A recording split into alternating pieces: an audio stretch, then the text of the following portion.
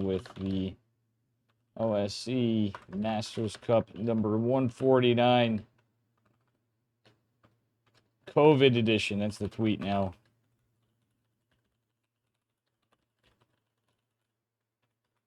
Kicking off playoffs with ForJumy, Astrea versus ForJumy.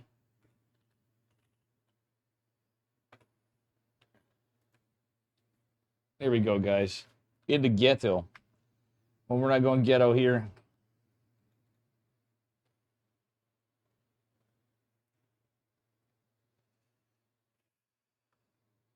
Let's get right into it. Screw it. Wow, I accidentally had something old school up.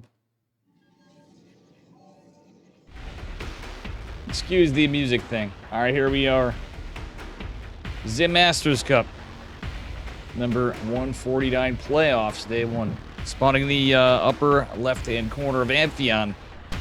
In the green. From Platinum Heroes, but with the parting... What the hell? How did I speed this up, guys? With the parting thing, and I had this on fast forward. It is ForJumy. And his opponent in the bottom left. He's blue. Give it up for the representative of America. In the Esports World Cup. Mining out minerals, it is Astrea. Already up to Astrea things. ForJumy is a cheeky player, too, though. This could be fun. Astrea faking out, presumably expand, or what's he doing? ForJumy going for a proxy already. I think this is just a gate with a second pylon that fast. There's no way this is meta anything. This is 100% a proxy. It's got to be a gate from ForJumicus. Astrea might be doing similar, though. What's he going for? Is he going for this base, maybe? I don't really know what Astrea is doing, guys, but we're already off to a banger. Jumicus getting the Cybercore proxy in his second gate. Astrea going to proxy Stargate, maybe? We'll see. His gas saturation's a little to be desired here, but ForJumy only has the one gate. Astrea going for a forge. Oh, he's walling off. This has got to be a proxy Stargate, but Astrea didn't fix his gas satch at first. This is cheeky. Astrea definitely knows something's up. Zealot coming out from ForJumy. He's going to go across the map. The forge here is going to be a nice little surprise. The antibiotics are over today for tomorrow. Whiskey and ice. Nice, yeah. What up, Flapjack, too? That's good, Zalmix. Good to see you around lately. All right. Stargate opener from Astrea, rather, as I said. The cheeky one photon cannon from Astrea. Oop, Zealot's going to be out.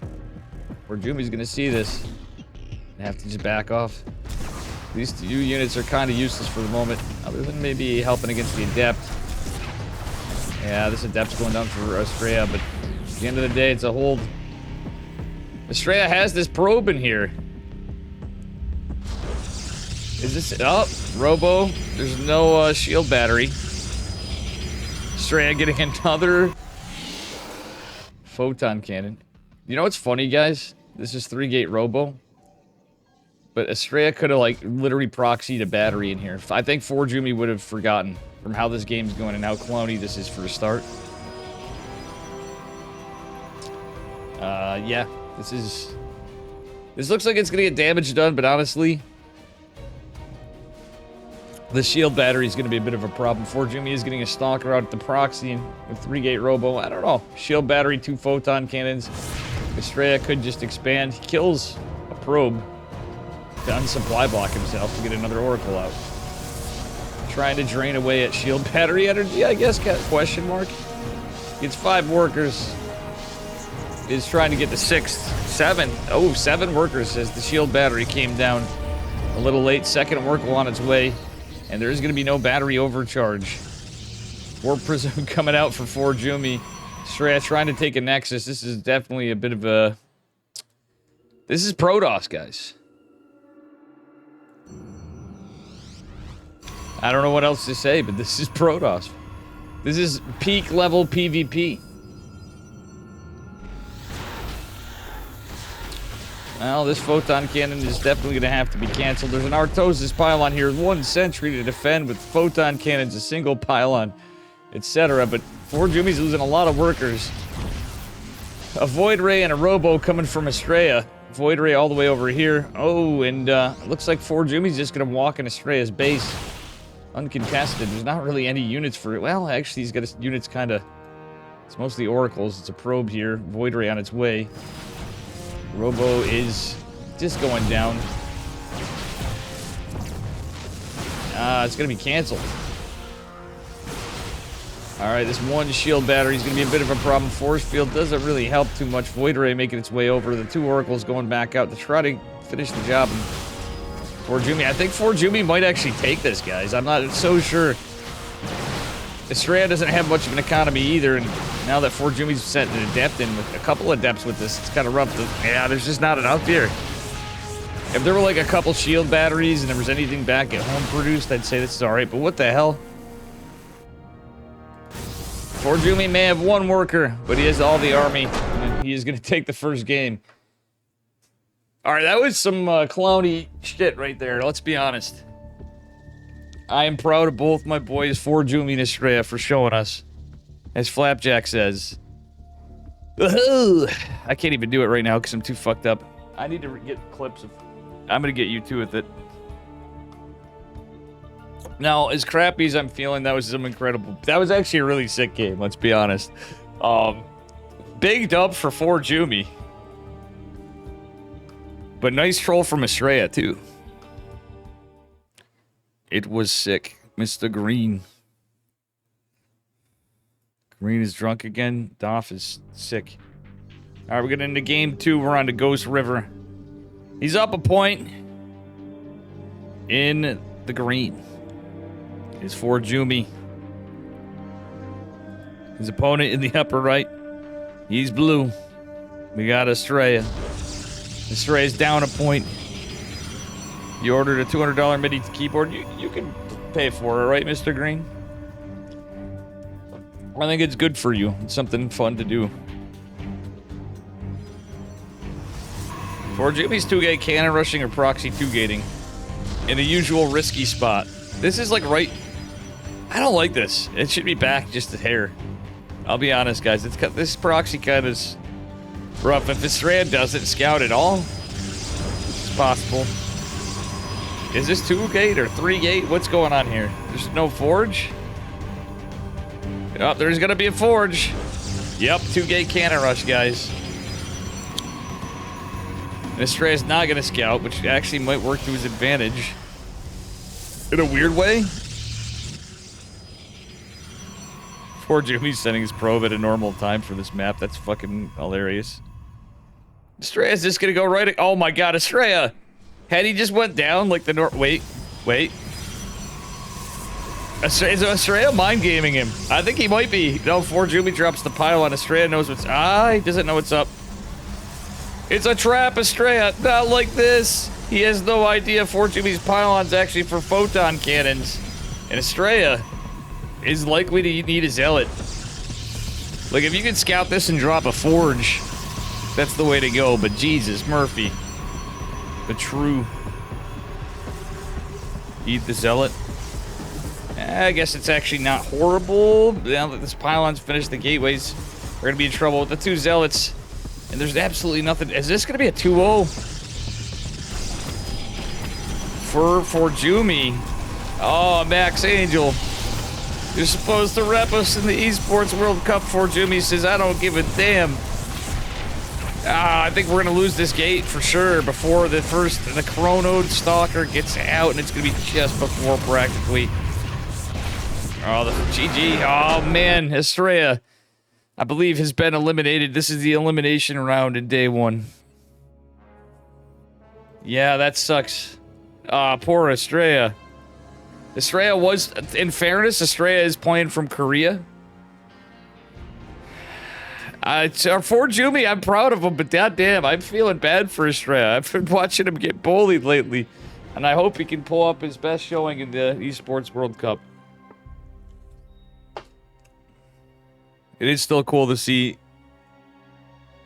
Jumi on fire here, though. I guess number 2 is another PvP. That was a short one. I was not expecting that to be over that fast with ForJumy and Astrea.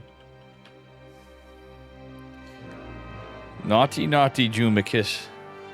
We have Gerald versus NightPhoenix. Gerald versus NightPhoenix. It's PvP. This can turn into anything. Are we expecting longer games or not? These two could play pretty standard, let's be honest here. But at the end of the day, these are best of 3s, by the way. I didn't do that. We've been playing the guitar? No, I've not been.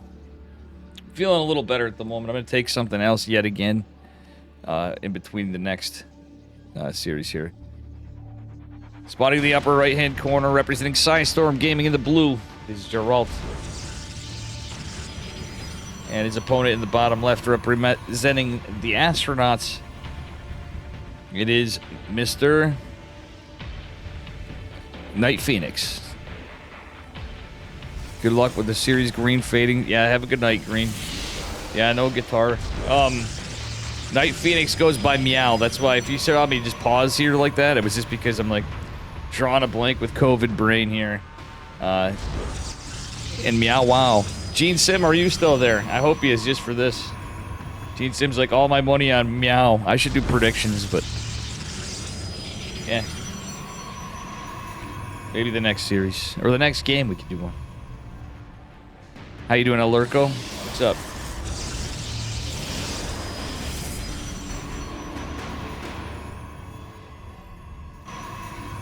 Alurko, you actually said something other than, hey, Dave. Got him. He's pulling up the bracket.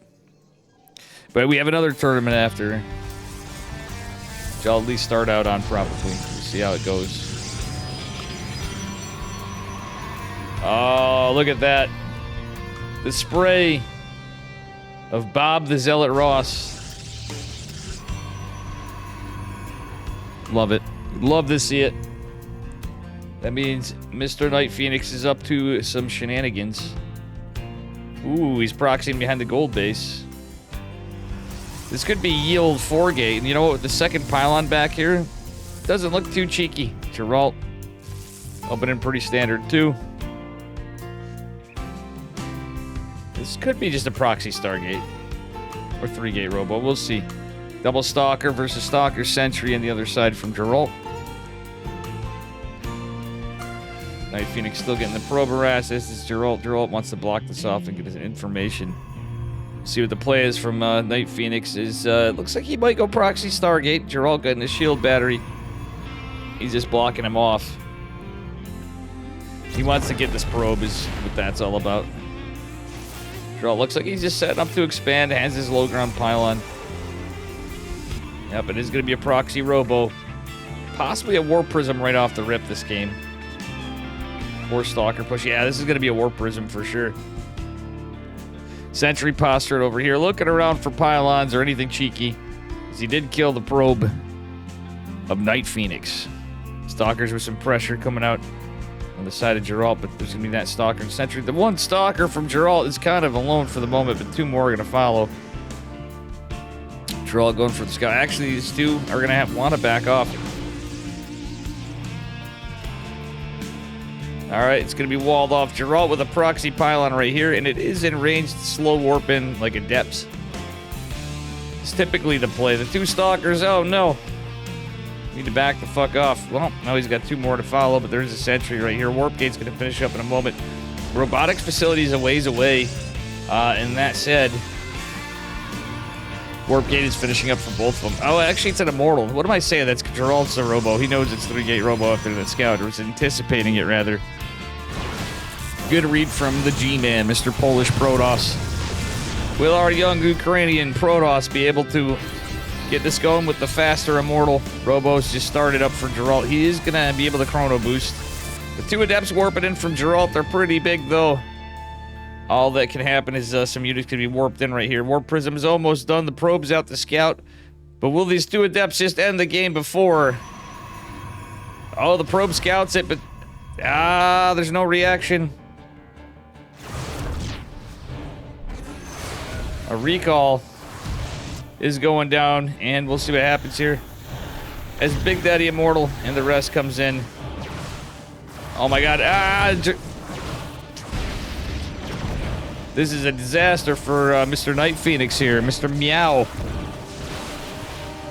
He's singing the blues. The cat's blues. Oof.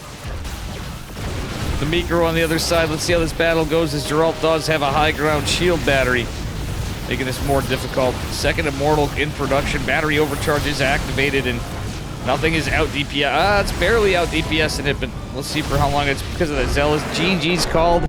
Gerald's going to take it quickly. In another speedy Protoss versus Protoss. Guys, we have other matchups here, too, if you guys are a little bored. Bear with me. I'm sure I'll get into gear. We have YoungYakov versus Wayne up next. Cham versus SKillous. The winner of series, which we don't know yet until these are played out. And then we have Harstem versus Dongregu and ByuN versus Krystianer from qualified already. So let's get into game number 2. See what happens. This is the elimination round. So sadly, Astrea got knocked right out.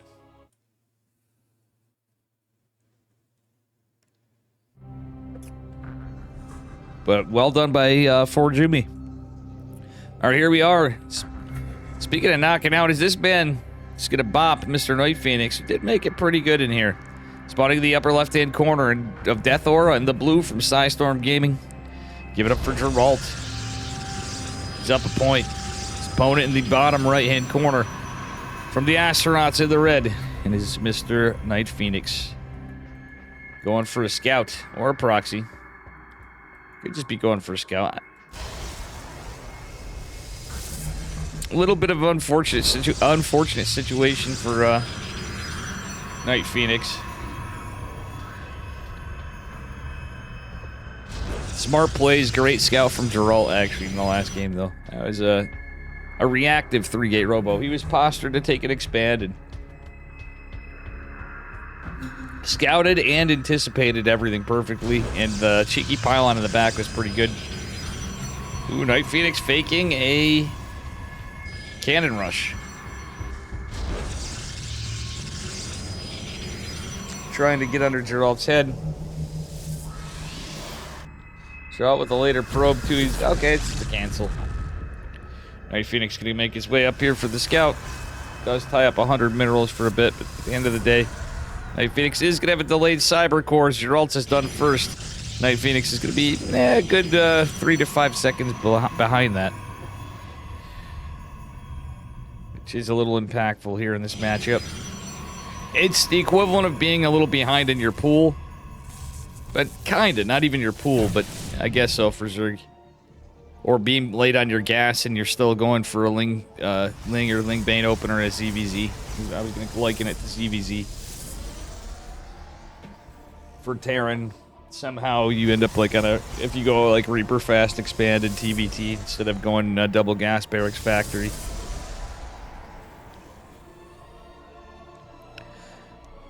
Alright, double stalker gate going down. We'll see what happens from here as Mr. NightPhoenix makes some moves.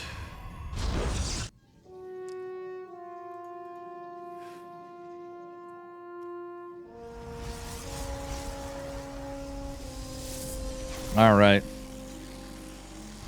Robo from Gerald, he's anticipating, well, it's the same thing. It's a mirror build. In base 2-gate robo for now, though, but realistically, does it matter? I don't know. Gerald's going to go for a Nexus anyway, and I don't hate that. Look at this. NightPhoenix is going to 3-gate robo. Feel like Gerald's in a good spot. NightPhoenix, I wouldn't have hated the Adept opener. Gerald's pretty good on the defense, but just because of the gas and everything, he's going to be more aggressive. Gerald's going to have that very fast robo. Not quite as fast, but pretty much the same. Oh, NightPhoenix really wants to deny the scout. He's trying to get his stalkers up to intercept this, but will they catch it in time? I don't think so. Oh, yep, it will get the kill on the hallucination. It's kind of big.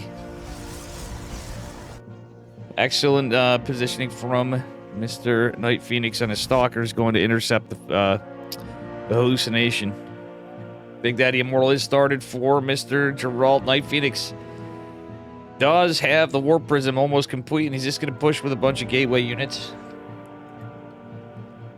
Warp Prism is out. It's going to go pick up the Sentry. Well, there's already a shield battery. 3 sentries are going to be pretty nice for Gerald here. As Warp Gate comes up. It is 2-gate Robo for Gerald. That's the trade-off right there. NightPhoenix didn't full wall in. He didn't have to. And here comes the loaded up Prism. Gerald does have the Immortal here. NightPhoenix has got to be careful. Second on, first Immortal on the way from NightPhoenix as the hallucinated Phoenix scouts the 3-gate Robo. NightPhoenix is going to push in here. Oh, here he goes. He's going to segment this off.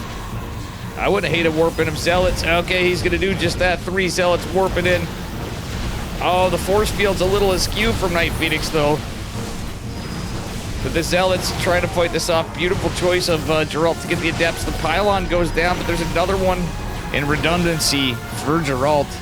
NightPhoenix trying to fight his best here. Gerald's going to have a Warp Prism of his own. And the Immortal's a ways away. Nice micro by NightPhoenix, but at the end of the day, he's not even transitioning to like long distance mining. This is full send 3-gate Robo. In base. Don't hate the Adepts, but NightPhoenix is kind of playing at a bit of a disadvantage here. Gerald just had a good build, a very safe play behind this. Oh man, NightPhoenix starting to take damage on his Warp Prism. Gerald has another Immortal popping out just now.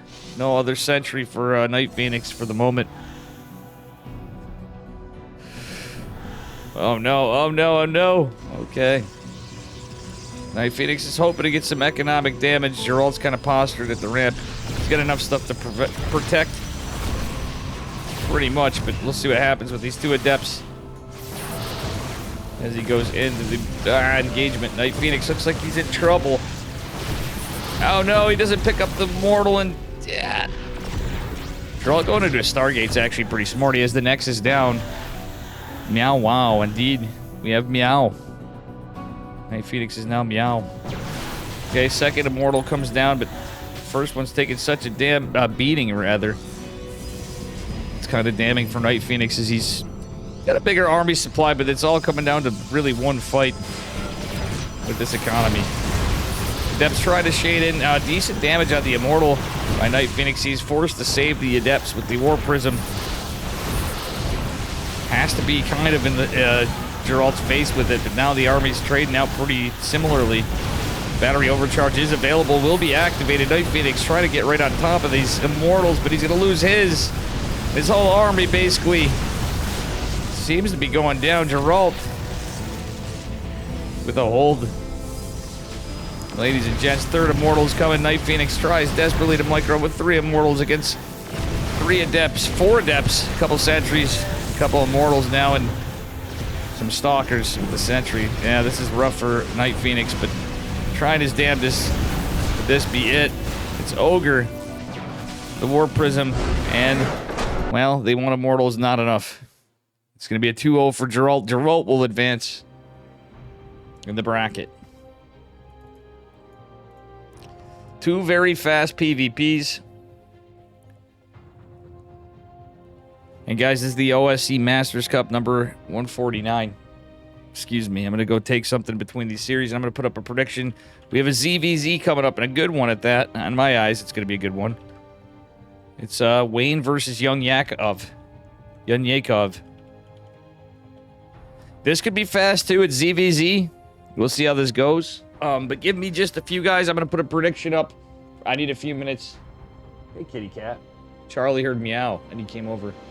What up, Kaido? Yeah, these were pretty spicy games. The Astrea ForJumy one was based, but damn, the Russian class, true. YoungYakov and Wayne, both Russian players. All right, guys, I need a few minutes. Take some medicine to go do some things, use the bathroom, stretch out, rest my eyes. We'll get into this.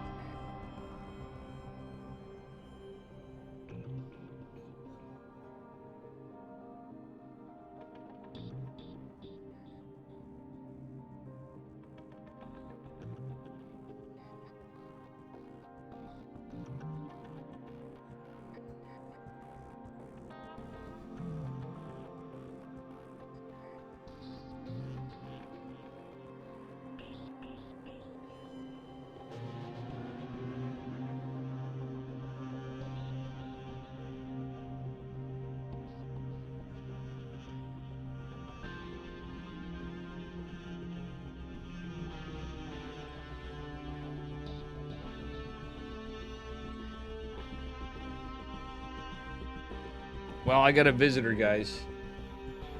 Get those predictions in. We got a ZVZ. Meow.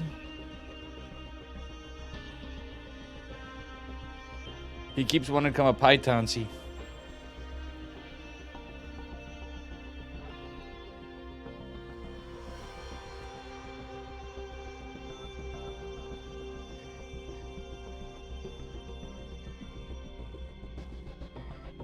You're non-longer sub? Oh, because the Artosis thing? You were in Artosis's chat. What are you talking about? You know I go in there. You just couldn't sub. Ha. That's okay. That's okay, Tonsi. Alright, guys, get your predictions in. Got a very fat kitty here. Charlie, good boy. Mr. Chonks. Alright, hold on real quick. We're about to get into it in game number 1.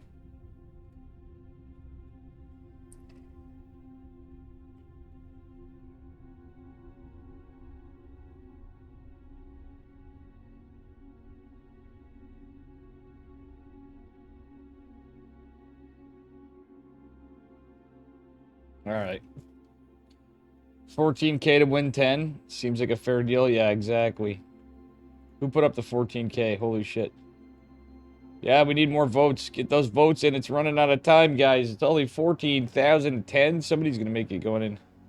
Just like yours. Nice. Get a fat one too, Kaido. Alright, these could be fast. They could be short. Get those points in. And you can use them for Tangent TTS. Oh my god, the lighting's so bad in here. Alright, anyway, here we are, guys. Getting into game number 1. Best of 3. It was you? Oh, no. You put in 14,000? Holy smokes. Spawning in the bottom right-hand corner of Oceanborn. Visiting Starlight Twinkle in the red. Give it up for Wayne. Our Zergy Zerg. But wait, there's another Zerg. He's blue. He's also Russian. From Platinum Heroes, it is YoungYakov going for the 12 pool. You're ready to win 700% of your bet. Well, Zamir matchup, we've seen some kind of upsets here. ForJumy's pretty good, though. I'm not surprised, but he took down Mr.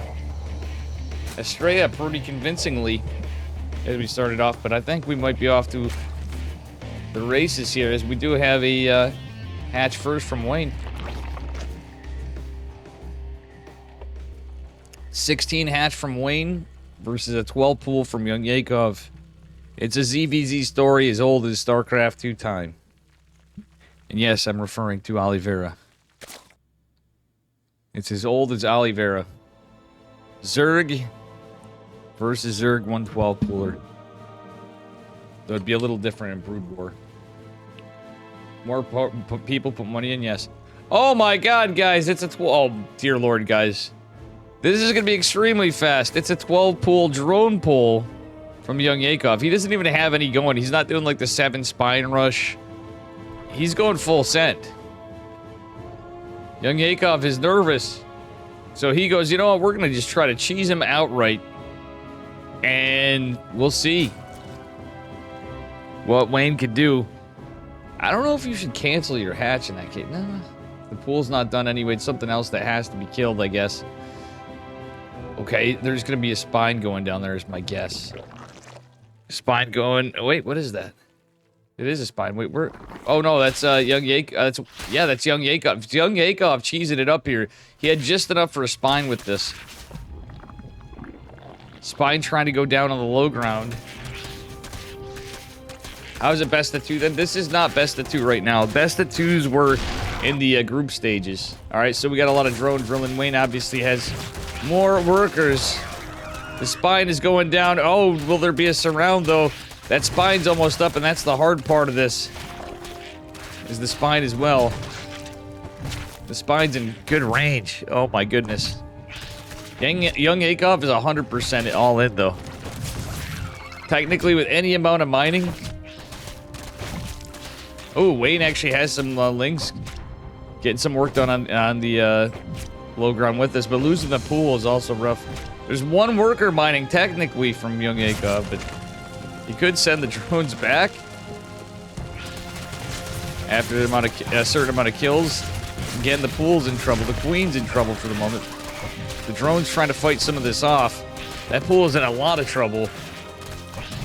And, well, we're off to the races in the Clown Fiesta. YoungYakov still technically has 10 workers, though they're all here. The Spine trying to get down. Army supply in favor of Wayne. The Spine is going to root. There's just more, even more Lings. Well, this is where it gets tricky. More Lings for Wayne, but he doesn't have a pool. YoungYakov, again, still technically mining. Oh, wow, that little bit of creep right there, guys. Do you see that? Ling's hitting it. Oh, GG is called. Wayne takes it. And another cloudy start to a series. Beautiful hold from Wayne. It was getting a little close there at times. But yeah, it's not best of two. The best of twos before were for the group stages after the qualifiers. We're into the first day of the playoffs. We have a second day of the playoffs and the semis and finals. So I've had a lot of stuff out of this one. This has been a banger for a $600 tournament. I've had a lot of Starcraft.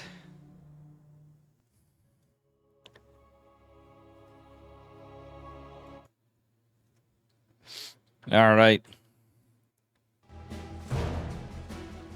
Oop, almost got this wrong. Spawning in the upper right-hand corner. In the red, representing Starlight Twinkle. He's got a point. It is Wayne.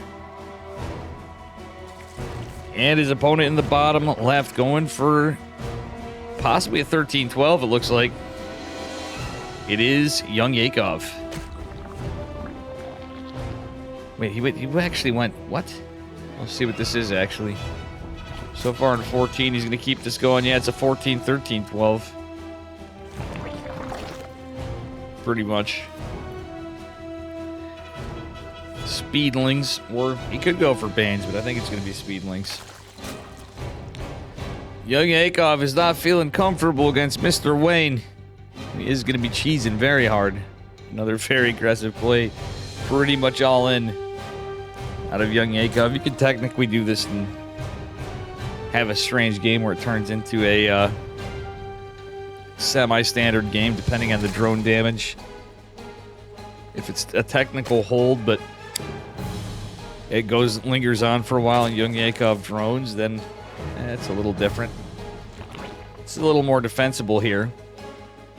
All right, the pool is down a little lower. And honestly, I feel like the pool could be part of a wall when you're putting it lower. Like, I've seen Dark do that too. I mean, a lot of times you have it lower for extra vision, but imagine if you walled off one Evo in a spawning pool.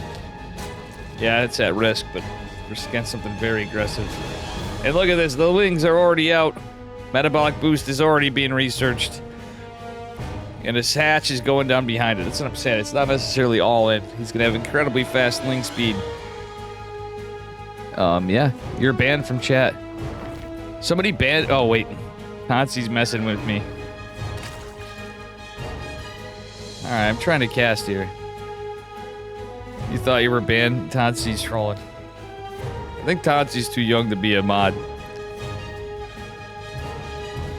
Metabolic boost about to finish up here. These 6 lings are going to be able to get some work done, potentially. A lot of drones are chasing this down. But here we go. We got 8 seconds. He's going to continue the dance. He's going to poke and prod. And in just 2 seconds, speed is done. He's going to go for the queen. More lings coming in and even more reinforcing behind it. You guys are funny. You guys are funny. Kaido joining in.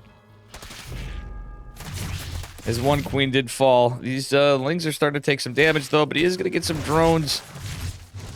YoungYakov going full send, though. He's not really droning behind this at all.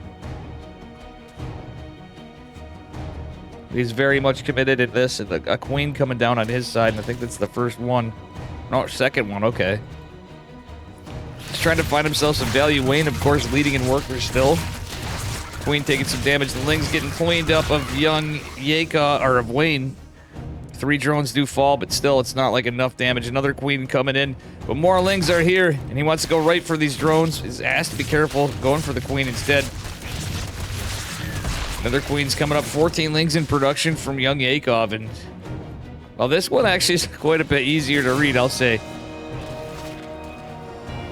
With these cheesy ZVZs, it more feels like when I'm playing Zerg. In the mix, banned for no reason. Yeah, you're not. Yeah, exactly. If people actually think you're being banned, please.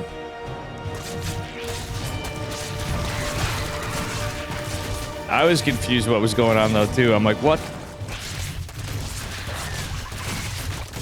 That's a good meme. All right, Lings are... Yeah, I think this is a hold. You did get some of the economy down, but a Baneling Nest is coming down for Wayne now, and that's a big problem for YoungYakov. Does have 12 Lings in production. 14 Lings in production. He's going to have actually a ton here, but, well, here we go. He's got to reposition. Some of these are very injured. With this low economy, it's rough. He's going for a Baneling Nest of his own. There's no drones over here on the right. And honestly, the Baneling Nest even cost him a drone. There's going to be Banelings here. 2 queens. Not in position just yet. We'll see. Will he get there in time? Oh, he does. This is more than just a technical hold. The Banelings are going to come crashing in behind us even as the queens fall. In fact, he's going to... Oh, nice micro from Wayne. Pulls the queen right back, and YoungYakov's going to have to back the hell off. Oh, my God. It's the Lings. Sick Ling run by from Wayne. YoungYakov's only got 13 workers. He truthfully could have droned at one point during this, I feel like. He kept hammering that Ling key, and on this map, it's a little easier to defend. Guys.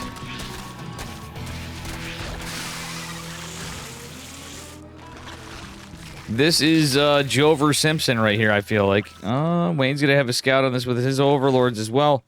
One queen, both queens have taken a lot of damage, I should say. Uh-oh, a Bane for Bane trade. Actually, it's a few Banes. Oh, but all the Lings.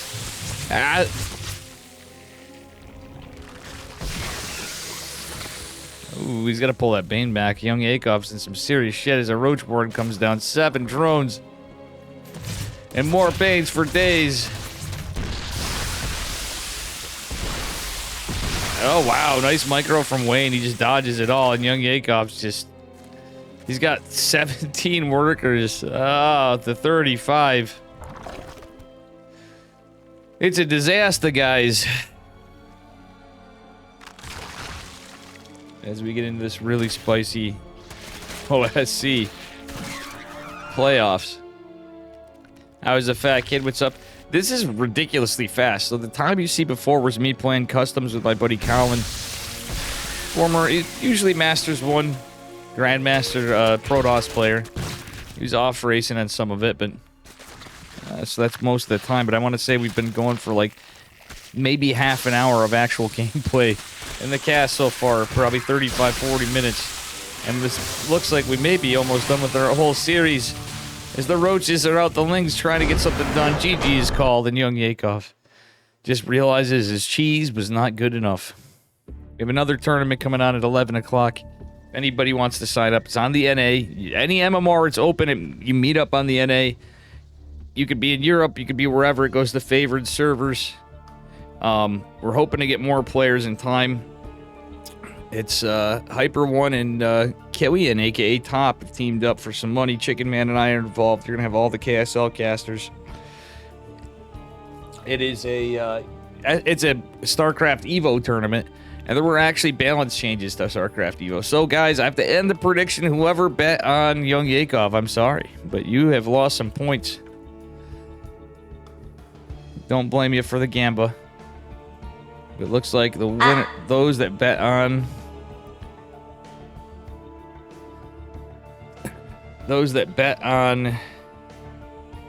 Mr. Wayne have got their money. got their stonks. All right, we got another matchup. This one's going to be a bit different. No Terran, unfortunately, this tournament. We didn't have too many Terrans. We did earlier on.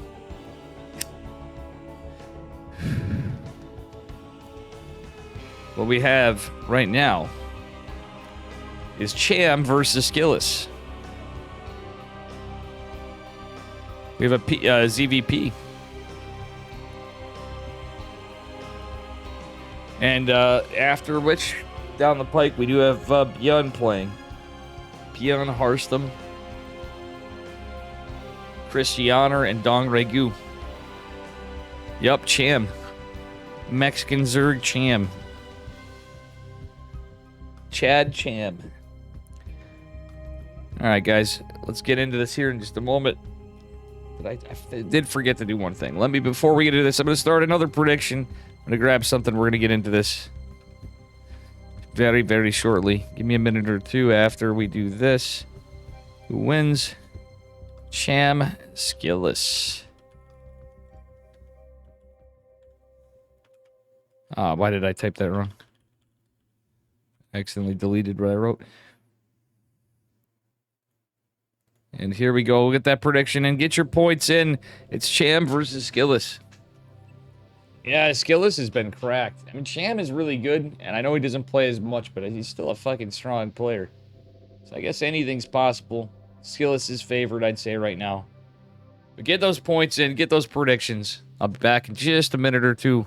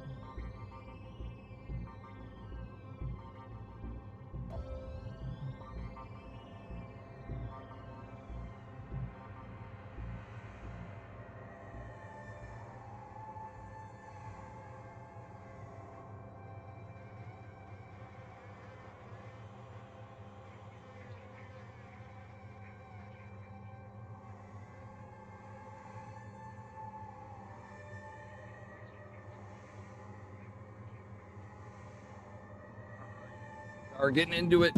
What up, Flapjack? Guys, get those points in. Looks like we actually have some stonks in this one. 35, 39,000 to 40,000. And going. It's not too late, guys. Get those stonks in. Are we going to continue the, all the cheese? Or are we going to get into some serious games? Let's see, guys. I'm going to start her up. Looks like you have a couple minutes to go for those points. All right. Here we are in another best of 3. Spawning in the bottom right-hand corner of Site Delta. Give it up for our red Team Liquid Protoss player. It is none other than our boy Nikita, Mr. SKillous. And his opponent in the upper left, the Mexican sensation. Give it up for our blue Zerg player, Mr. Cham. 56,000 DTs bet. Wow, we got stonks going in. We have 96,653 for SKillous and 39,915 for Cham. Get those points in, guys. You can get some TTS messages. You can get some cast my replays. You can get 1v1 Daves and all that good stuff. All right. We shall see what happens from here. Cham a little late to the poll, honestly. But he's still going to do this triangle third. It's a little bit later. He's not really cheesing him out. SKillous looks like he's opening pretty standard. Fresh Coffee Pot wants to see SKillous win. SKillous is, again, he's the favorite player. If it was years back, I'd say it'd be a different story, but I still could see Cham doing something. In this case, with a standard opener and triangle third, my fear for Cham would be, is the case with SKillous, it'd be defending the Adepts and the Oracles, but we don't know what kind of builds SKillous is going to do. I would assume he's going to possibly go Stargate. He changes it up sometimes, but if it's kind of like when you see Hero when he's on fire or Max Packs, it just seems like those guys get stuff done, or hell, for that matter, Classic. Those guys get stuff done with their Adepts and Oracles. We've seen SKillous do it too. That most of us mere mortals, just seem to never have happen. And if you really don't defend against that as the Zerg, just a couple of Adepts and an Oracle or two can be like pretty much game ending. And if they get enough damage at this level, they know when to hold them. And at the same time, Cham is a man of many builds. So he could open standard and he could be cooking something right now. So far, it looks to be a metabolic opener, but just a, probably just going for a third hatch. Yeah, let's see, this drone's going down here and it's natural. The probe's out. He should be able to take this. Yeah, he's going to be able to get his third hatch. Cham moving a little slow here to take it. Gets a couple drones out. It's still a good time. Good timing, rather. A couple queens are out. Stargate is going down. Second Adept coming as well. The Queen. Kind of debated. We're not pulling the drones, Cham. Oh, he's going to lose a Linger, too. Looks like 2. Oh, 1. All right, second Adept going to make its way in with the first. This one just lost shields and no hull damage. No health damage, I should say. And we do have Zit Oracle on the way. Warp Gate coming as well. SKillous being a shady boy. Shading into the main base of Cham. Second Queen is not done into the main base. There's 2 in total, but the second in the main not coming down. Nice block with the drones, but 3. 4 drones falling. Will another one fall? It will not for now. As the Oracle comes behind this, the Adepts are taken care of. But for 4 drones and 3 Lings is definitely worth killing 2 Adepts, in my opinion. Yeah, there's like 50 gas on the Adepts, but truth be told, I don't think that really matters so much. 1 drone's not too bad so far. Second, well, no, not second Oracle. Looks like there's a follow-up here, guys. It is a Robo and, well, Robo and Twilight. Twilight's in the main there. Oracle kind of being careful here. Funnily enough, this can be scouted by Cham. Looks like he's going to. This Overlord's off the Pervert Pillar, though. That's a little scary. Oh, Cham, you're going to want to fix this. Looks like he's starting to. Uh-oh. Ogre Lord is going in toward the main base. The Stalker's going to start attacking it and chasing it down. Don't know if he'll get a read. This looks like this could... Well, he's going to do it. Oh, he's going into an Archon drop on the back of an Oracle Stargate opener. So no third base. This is an interesting play from SKillous. I'm seeing more people going back to this lately. In Europe, honestly, exclusively in Europe, I'd say. I couldn't tell you the last time I've seen a Temple Archives Archon drop in like Korea or in NA.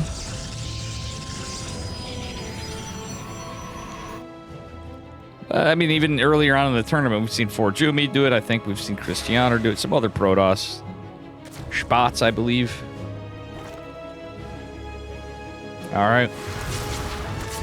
Dep's getting some damage. A couple more drones falling. Cham has lost a bunch, and it's going to be Hydras from Cham. Kind of going Mio Micah style.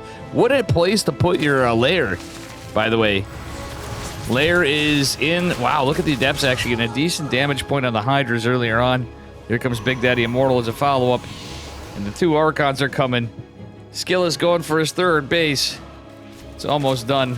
The Hydras are out, but he's just hitting the rocks. Not a lot of army for Zerg. Cham does have more technically, but all these these 2 Archons going to be a bit of a menace. This is going to be an Immortal follow-up. No charge, no blink. The Forge. I'd like to see charge, especially after you scout Hydras. I think charge would be very good to get. Or, well, he opened Twilight, so it's Storm and charge, I'd say. Cham, not out of this yet. He's down in workers a little. He's pumping out units, getting those injects in. He's not really trying to be too greedy, but SKillous is macroing behind this the thing. Even with the late 3rd base, it's still pretty good. Archon's taking a bunch of shield damage. Muscular Augment's in the way for Zerg, but SKillous going into charge in 1-1, going double Forge. An interesting play from SKillous. So he's basically going to go Immortal Archon charge a lot, and it's going to be pretty good in the timing against this with +1. Yeah, the Archons are alive for now. Ooh, nice micro by SKillous. Looks like he might lose this one. Nope. Saves it. Has to be cautious now as they've taken a ton of shield damage. And we'll see what happens from here. As Cham wants to take care of these rocks. Augments is finished. So we do have Hydra speed, and Lings and Hydras are going to go swarm across the map. SKillous with not too much army. No AoE as of yet other than the Archons. He does have some sentries. Force fields could be pretty good. Hydra's getting some work in, and oh, the Guardian Shield's going to be kind of helpful here, but that Concave was pretty sick from Cham. Cham fighting in. We do have the Dropper, or Creeper Lord coming down. Are there Queens or Alien? No, there's not. You just want some extra speed from the creep here for now. Little reminiscent of Mia-Micah. From Cham. Cham's going for the Cyber Core, is going to get it down. Alright, this Overlord is in trouble. Cham still ahead in army supply, though. Oh my god, gets the Forge with +1 ground weapons. Charge is going to finish up in a moment. But, well, we lost a lot of probes here in the natural. Hydra's kind of hammering down here. Guys, does Cham do it? Yeah, some Zealots are already out, though, for SKillous. He's going to have +1 armor, which is kind of a weird spot to be in. But Cham's army's so big. Did I speak so too soon?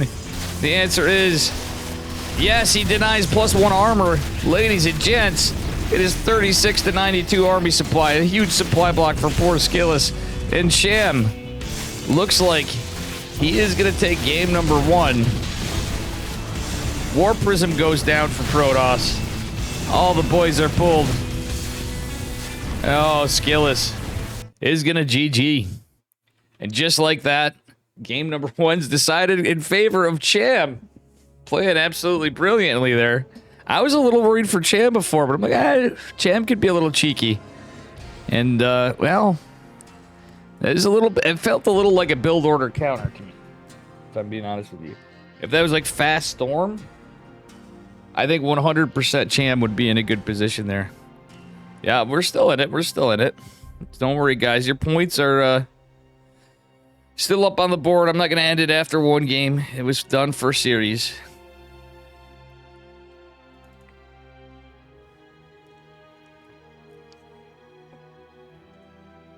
For a series, for sure. And give me just a moment. I gotta again say it. Do me a favor. Please help out OSC. We got jerseys. I gotta pick one up myself. I actually have a jersey. I might pick up the hoodie. The Ko-Fi's in there. I got a teeny bit in there to help them, but Ko-Fi would be big too. They actually have stuff if you're like a... You know what? I got $20 a month to help with this tournament. It helps them out a lot because there's a lot of events they do and they partner up with stuff. So anyway, getting into it. Let's go into game number 2. Game 2. A little bit of an upset to start for game number 1. These have been fast. Another fast one. Let's see if we get a different situation here. And this time on opposing sides in the upper left-hand corner of Oceanborn. We have Team Liquid's Red Protoss. It is Mr. SKillous. His opponent in the bottom right, he's blue. He's got drones. He's Zerg. He's Mexican. He's a Chad. It is Cham. And guess what, guys? I'm wrong. The score is... Just kidding. We just saw it. Cham took the first point. Forgive the lack of fancy camera work today. I've been kind of slacking on it, but it's more like how things have been going. Feeling a little uncomfortable on the setup lately. I gotta figure some stuff out with my hand. Cham just going for triangle third. This time he's gonna be spot on with his hatch. Oh, Cham. You should have just went for it, mate. Yeah, he's going at a normal time, but he could have had that right away. I was gonna like it. He could have, in fact, a perfect 16 hatch. Chose not to. That's gonna delay him. Still professional casting? Nah. Well, I feel like my obs works pretty good sometimes. I don't know, I could be wrong, I'm a little biased. I've definitely seen shaky stuff. I think there's times Dave has some okay observing in comparison to the other casters, you know? I'm not too bad. Sometimes I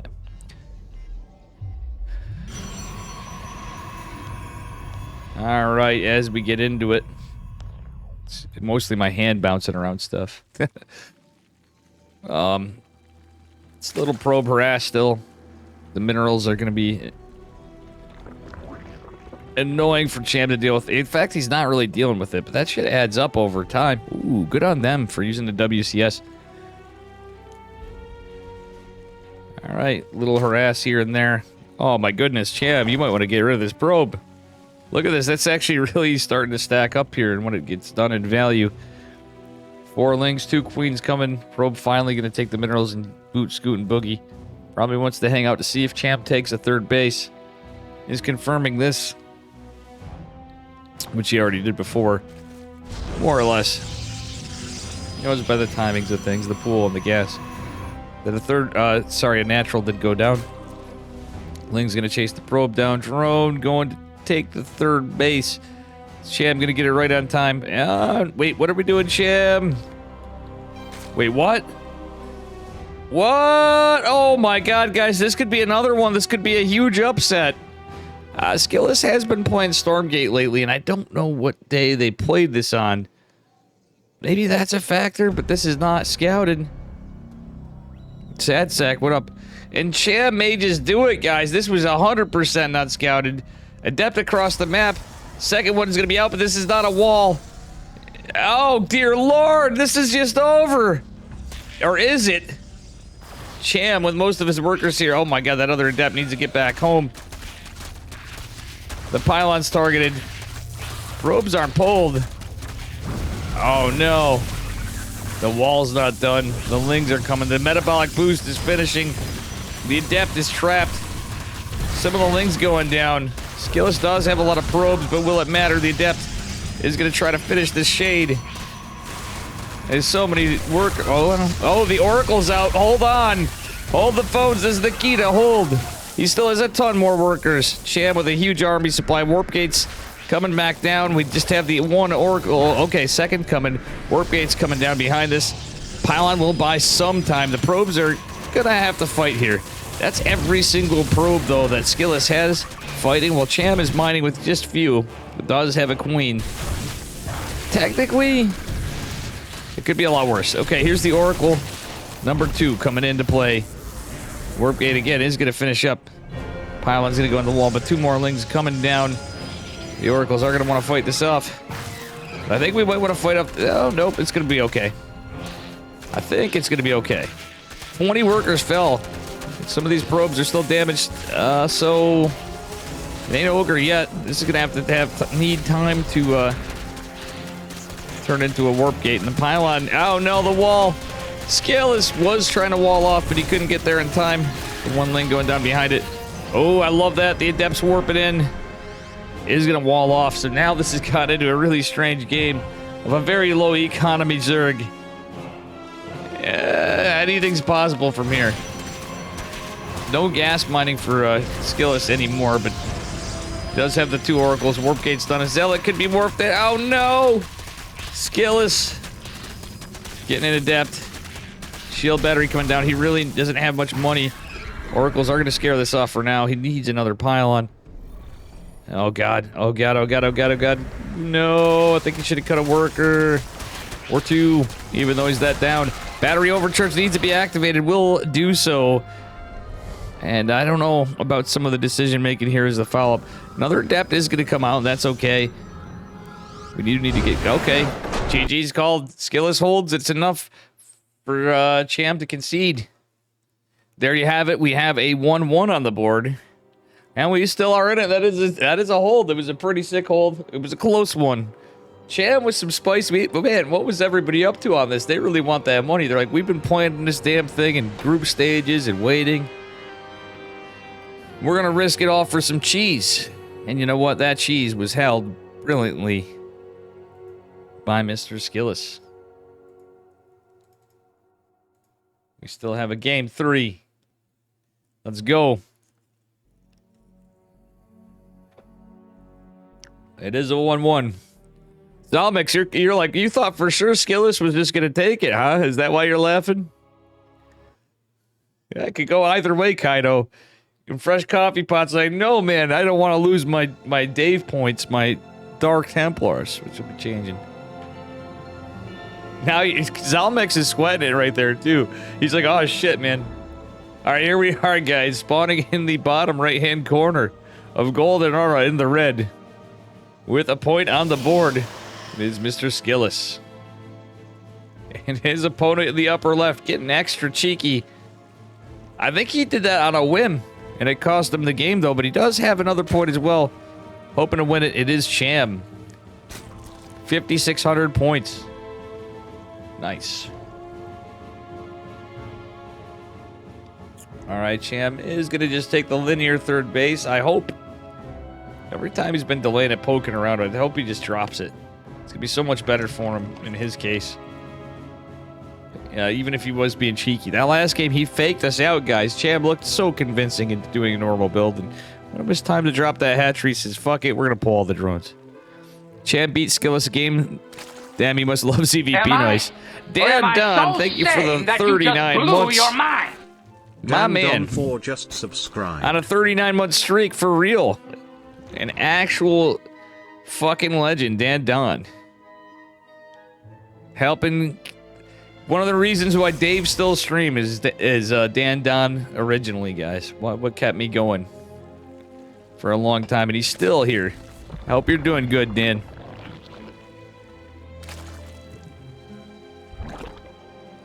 Hope you're doing well.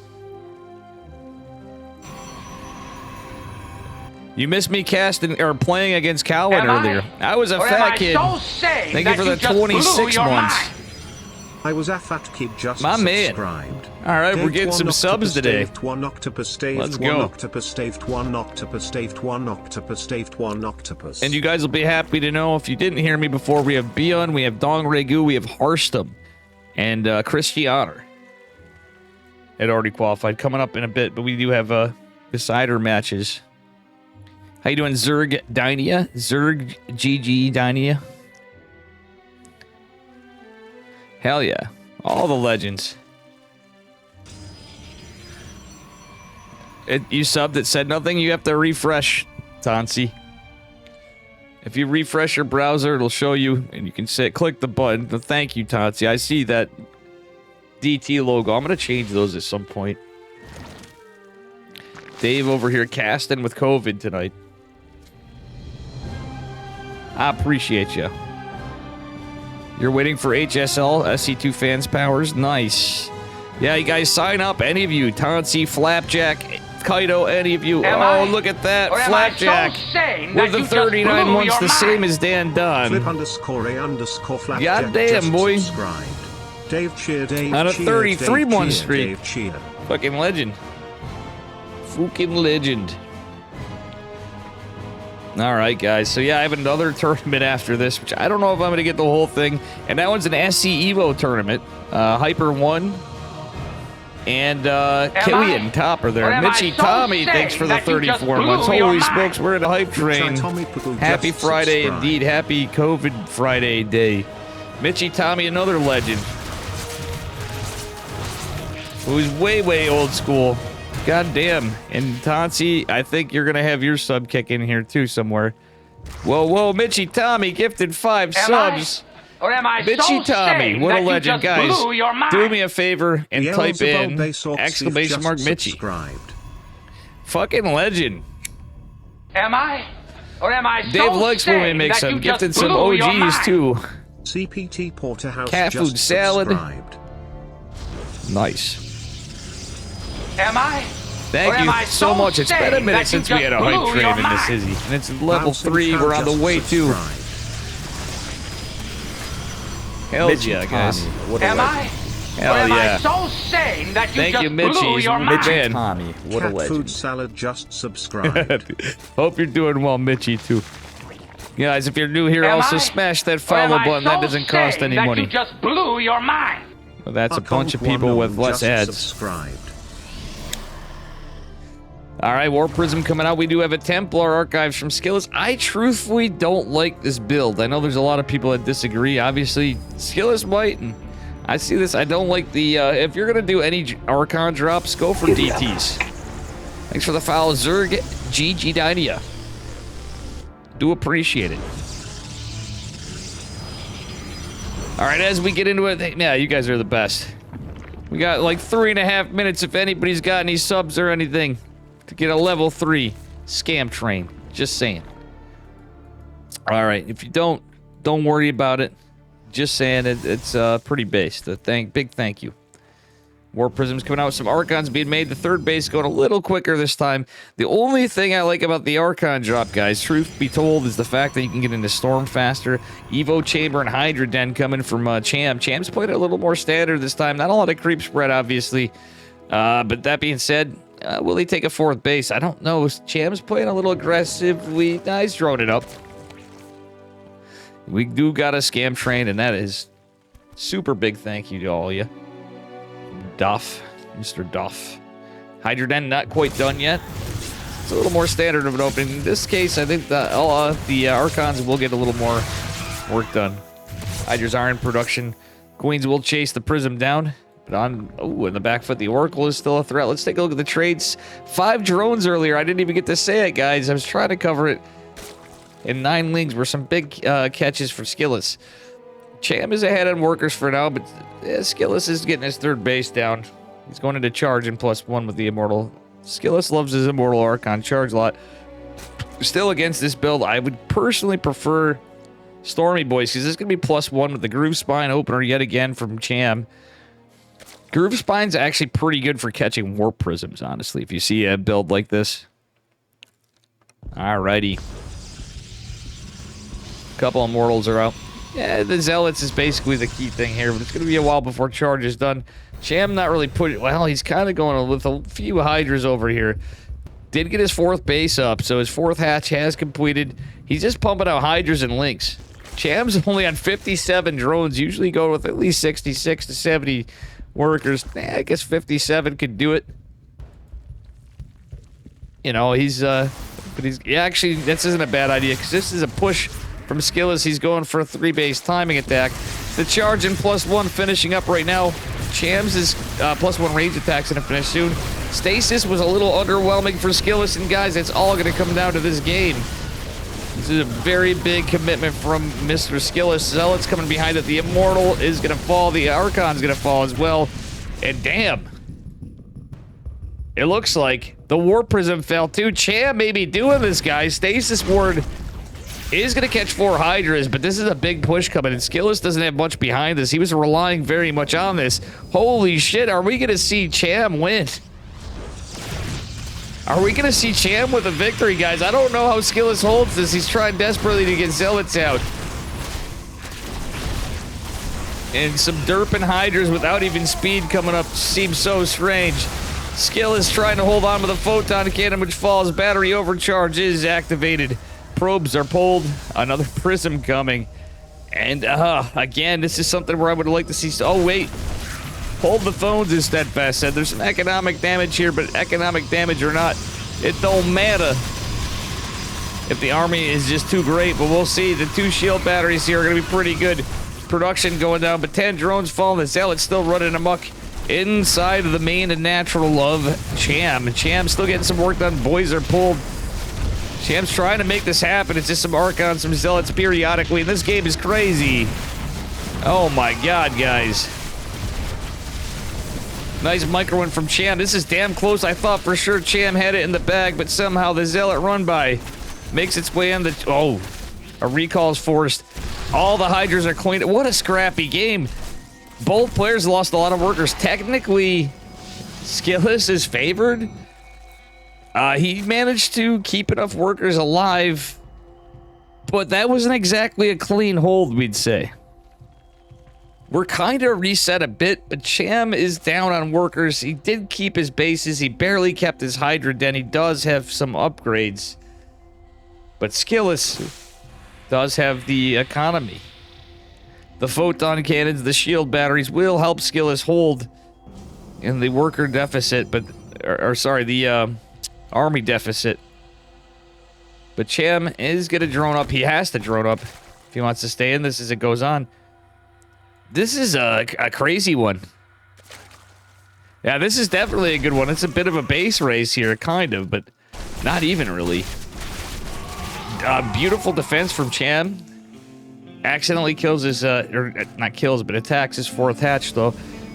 4 bases to 3 bases, but again, SKillous has the workers where he could probably go for another one pretty soon. The army supply is growing. Cham doesn't have that big of a lead, so it could happen very quickly. I love the Psionic Storm and the +2 for Mr. Protoss, man. His melee's going down with a Baneling Nest for Cham. Alright, the second War Prism's going out from Mr. SKillous here, as he is indeed going to take a 4th base at a casual 10.5 minutes, basically. 10 minutes and 21 seconds, actually, but still. Alright, Centrifugal Hook's getting researched as well for Cham, so he's going to have Bane speed eventually. He's up to 59 workers. The worker count's so damn close. SKillous is keeping that worker production. Cham's just pumping out units. Yeah, this is definitely looking kind of in favor of SKillous now. Hey, we'll see what happens. Who Angelus, wants to have some fun? thank you for the raid, guys. Make sure you follow my buddy Angelus. Zerg player. Inventor of the creep nipple, as I call it. Also follow Mitchy Tommy, by the way. There's a bunch of people. Flapjack. Dolan, obviously. But Angelus, thank you so much for the raid. I hope you had a good stream, amigo. Oh, this Hydra Den is going to be a juicy target. But that's a very injured Zealot. No, he's just going to try to get whatever he can. Zealot still lives, though. And behind this, Protoss is growing in tech. That's the scarier thing. Army-wise, Cham is just decimating. Cham, this game got really close, and now we're just getting I don't know. We'll see. Cham's going for a big push.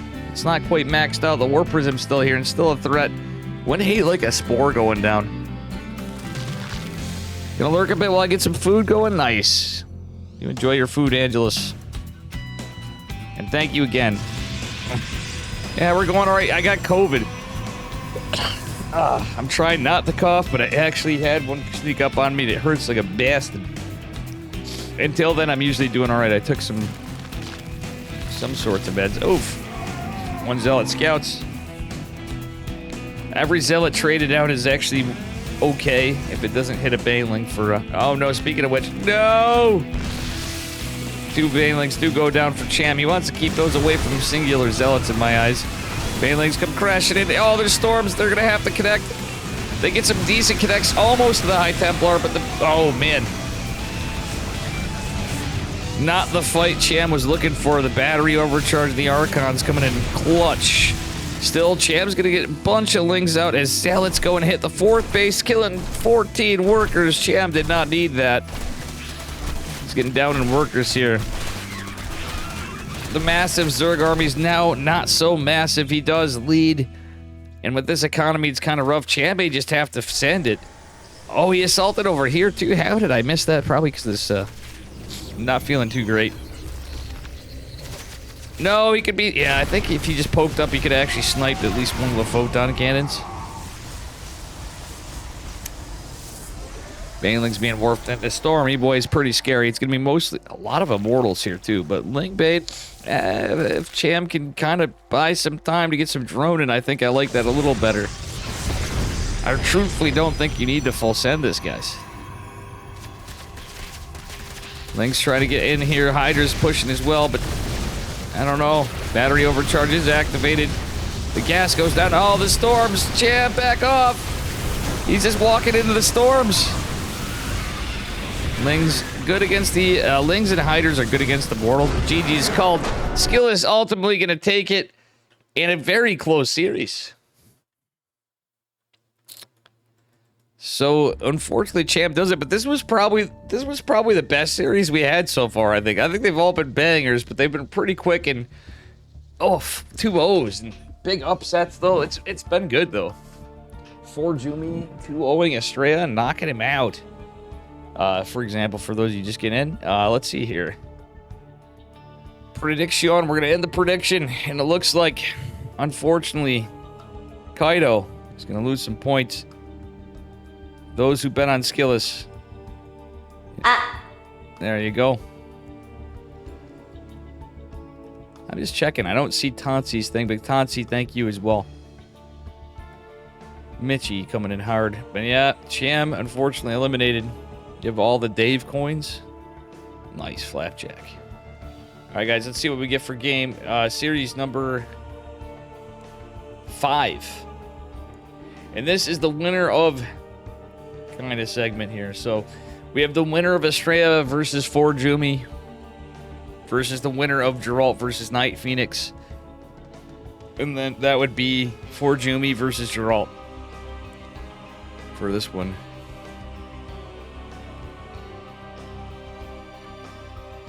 Two PvPs coming up.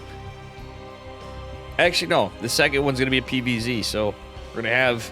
After this, it is going to be... SKillous versus versus Wayne. I don't know why I said YoungYakov. He already played. I was a fat kid's loving the octopus again. Did you forget about the octopus for a while? I was a fat kid. For a while, there was nothing. I was a fat kid. You'd see him using other than the octopus, pretty much. I need to make some new stuff.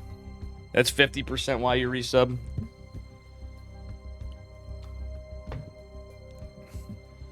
All right. Nice. I'll take it. What up, Shadow? All right, let's go, guys. ByuN's playing tonight? Yeah, this was played in advance, get to. So this is a tournament I had some money in for. We have another tournament tonight after this, too. And I have COVID, so this fucking kind of sucks in a way. I'm doing this much casting. Same time, I guess I'd probably be mauled after. And yes, I'm smoking, too, like a fucking idiot. That thing, yeah, I might change that emote out. The nose monkey. I gotta change the coloring on it. You can't really tell what it is. You got COVID too, that sucks. Alright, good to see us get 2 as well. Let me set the prediction up, guys. We have Harstem tonight as well. I'm glad they show the players on Team Liquid. And we will have another day of playoffs and then the semis and finals finally. All right, here we go, guys. First player is ForJumy, Germany. P. Gerald, Poland. P for Protoss. Who wins? You got 5 minutes to get those points in. Yeah, Harstem played in this. Harstem has been in the group stages. Harstem's actually in the... he kind of went to the upper bracket side. He just kind of skipped it. Let's take a look at the bracket, actually. Before we get into this here real quick, I'm going to show you guys. I'm just going to pop this up. And this is what we're looking at, just to give you an idea whereabouts we're at. All right, so here we are, the playoffs. The upper bracket semifinals, guys. Harstem versus Dongregu and ByuN versus Krystianer. And honestly... I don't know what to say on those two.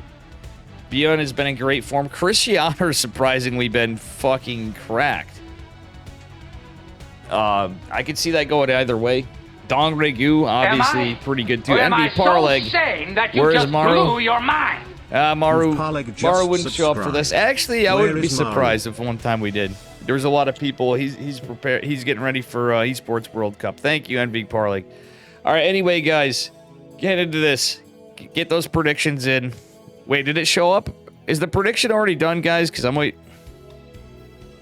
think it got hacked. There's no way that was in time. I guess that's all guys, it's fewer points. Would you guys mind if I can delete this? I'm going to delete this. We're going to redo a prediction. Because I accidentally did it too short. But thank you, NV Parlay. It is stonks for Dave tonight. All the subs. Who wins? I'm just going to write him quick, and we're going to get right into it. That was my bad. ForJumy versus Gerald. And then we have SKillous versus YoungYakov. And then after, we're getting into the upper bracket semifinals. All right, and this is going to be a 5-minute prediction. This series could be over in 5 minutes. It's a PvP. We'll see, especially with ForJumy involved. The young German putting some work in. Let's get into this. Let us get into this. All right, ladies and gents, here we are. Spawning in the upper left-hand corner of Golden Aura. In the green, representing the Platinum Heroes. It is ForJumy. And his opponent in the bottom right, representing Storm Gaming in the blue. Give it up for Gerald. By the way, guess who was... Okay, they had some banter in here.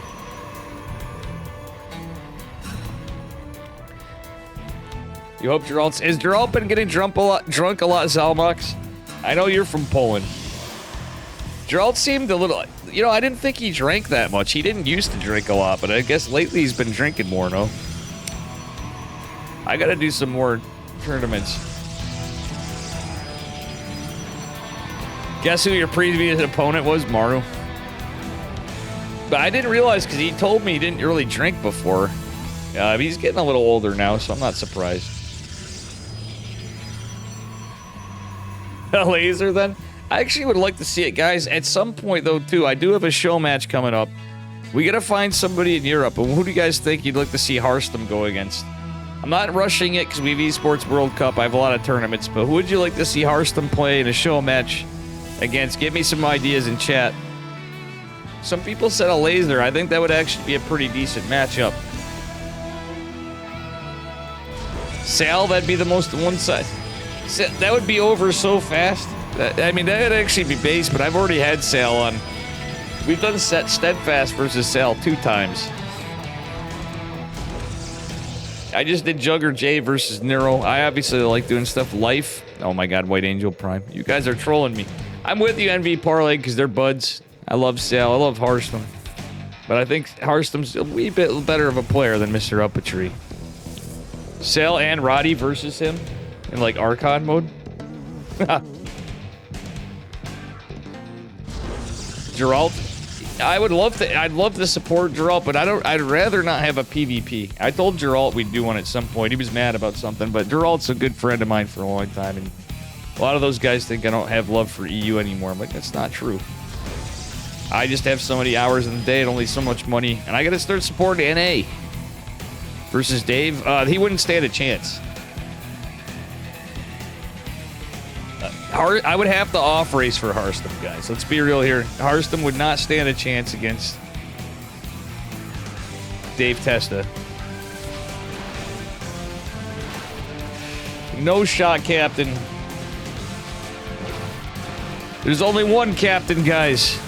And who here knows the answer? Who is the only Captain?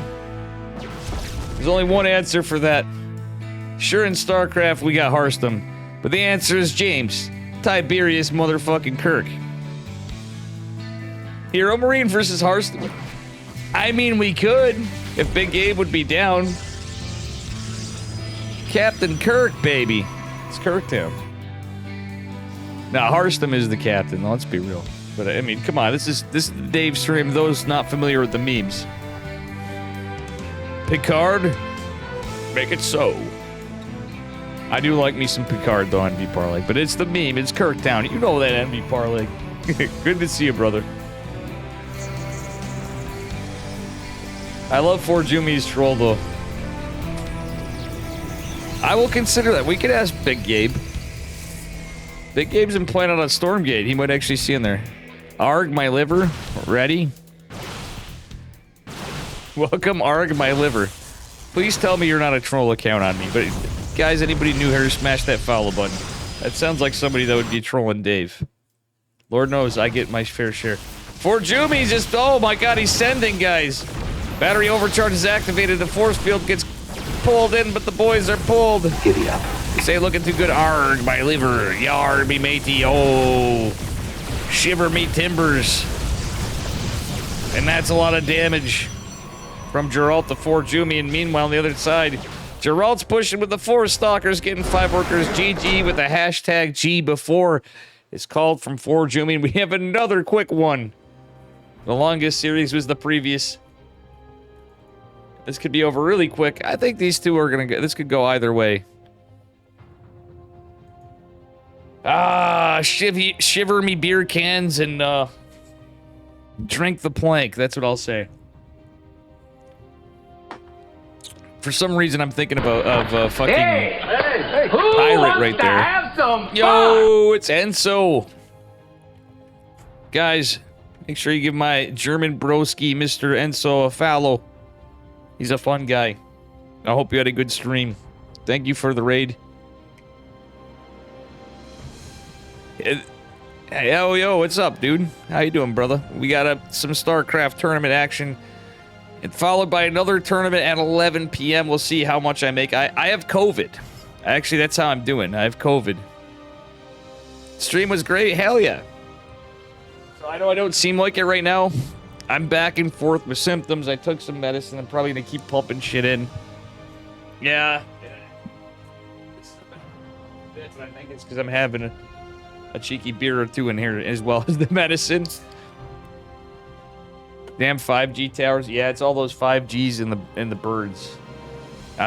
Good stream, though. That's good. You did. Beer's the best medicine. Spoken like a true German. I can get down with that. I hope to meet you at a home story cup one day, and so. Seem to be doing well to power through. Well, for the moment. It's not letting, like, let me just tell you, it's not been like this. I literally couldn't sleep until 6 this morning. And, I hope I could go. I don't know. We'll have to see where I'm at. Because there's some factors in life and work that I can't really control. But I really hope I can. I have a sneaky feeling Atlanta is probably going to be the closest thing. But I really hope I can go to Home Story. If I can go to Home Story Cup, that would be sick. I'll definitely let you know. Yeah. I'll let you know if I am before for sure. 100%, I got you, Enzo. All right, guys, let's get into game number 2. Speaking of Germans, we gotta, yeah, dude, have a good, hope work goes all right. All right, whew, excuse me. See what I'm saying? I seem good. I'm feeling it. Feeling the burn. All right, we're getting into ForJumy versus Gerald. Game number 2.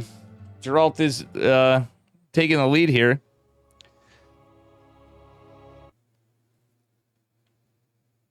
All right, ladies and gents. Here we are, spawning in the bottom left-hand corner of El Cyane. In the green, Protoss probes, representing Platinum heroes. It's a lot of peace. It's ForJumy, ForJumicus Maximus. And his opponent in the upper right from Psystorm Gaming. In the blue, give it up for Gerald. Please, no proxy robo, many thanks. If I go to proxy, if I go to Home Story, oh god, my chest. If I go to Home Story Cup, I'll probably win it. No, but I'll probably be casting in it. I hope they let me cast in it. Like, I gotta pull some strings. But guys, you owe Dave some couch time, I think. They don't, but a couple of my boys might. Because I would imagine that Loco and Roddy and Winter are there.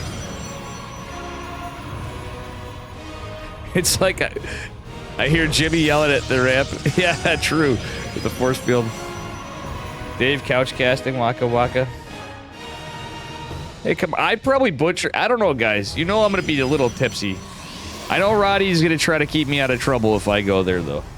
100%. He already told me. He's like, Dave, mate, we'll keep you out of trouble.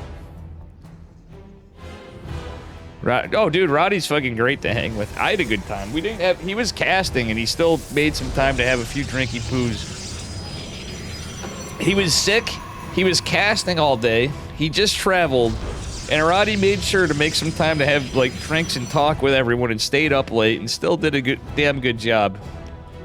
Fucking legend, man. I actually am super impressed at how he did it all, with being sick, too. How you doing, Corporal Fudge, as well? White Angel Prime, that's based. By the way. Alright, anyway. I gotta say, I hope I get to, whoa, Mitchy Tommy with another 5 gifted subs. Or am I so sane that damn, you just dude, blew your don't go mind? broke on Dave. Snully just subscribed. Mitchy Tommy's somebody I want to hang with. Am I? Or am I so sane that you just blew your mind? Doing okay. Corporal Fighting Fudge off this just COVID subscribed. stuff. I'm not really fighting it off. I'm just eking through it and just whatever. But I Am I? plan on Or am I sleeping so all sane tomorrow that and you cleaning just my blew house. your mind? Talk SC just subscribed. A metagame proxy pylon from ForJumy. Gerald's looking around for proxies. It's Am not I? really the case. Or am I Looks so like he may proxy. sane that you just blew your mind? No, he's just Orbex looking around. just subscribed. But big thank you, Mitchy Tommy, with 10 gifted in total today. 5 more. Am Fucking I? legend. Or am I so sane that you Make just it blew rain, your fam. mind? Perd Billy just subscribed. We have a Twilight Council going down for each. 4 Jubies is faster. This is a strange one. They both mined out on each opposing side. And it's a little bit different. And ladies and gents, again, this is the OSC Masters Cup number 140. Where's the thing? There it is. Bam! OSC Masters Cup number 149. Go check them out at oscesports.com. The Ko-Fi is ko-fi.com. Mitchy Tommy, what a legend. And now, yeah, guys, make sure you give Mitchy Tommy, the official sponsor of the stream today, Mitchy Tommy. Make sure you give him a follow. He plays Zerg. He likes his chaw, or snuff, or whatever the fuck you guys call it. And he likes playing Zerg. He likes playing Starcraft and chess. And he's a little bit of a beautiful man, I'm not gonna lie. Some of us you might get a little jealous. Some of you guys may be a little jealous of just how good looking Mitchy Tommy is. The man is chiseled.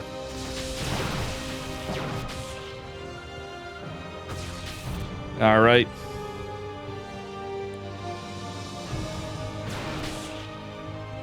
All right, this is a fight Gerald does not want to take. He only has 3 stalkers to 4, but I think he may just wiggle away here. He should pull this other stalker forward, honestly. Then he might be able to take the fight. Yeah, 1 still doesn't have enough shields. Okay, now he came with the warping. ForJumy's gonna have to be careful here. ForJumy! Bada bing, bada boom. And Mitchy, if you want to play tonight in the tournament, any of you guys, any MMR, the Hyper 1 Evo, SC Evo tournament, you can play Brood War or Starcraft 2 units in it. It is going to be at 11 p.m. Eastern. Anybody's welcome. You meet on NA. You can type in !B. It'll have it. I'm going to have the match Reno and stuff after for that one. Not to cross-advertise, but... Alright, let's see how we're doing here.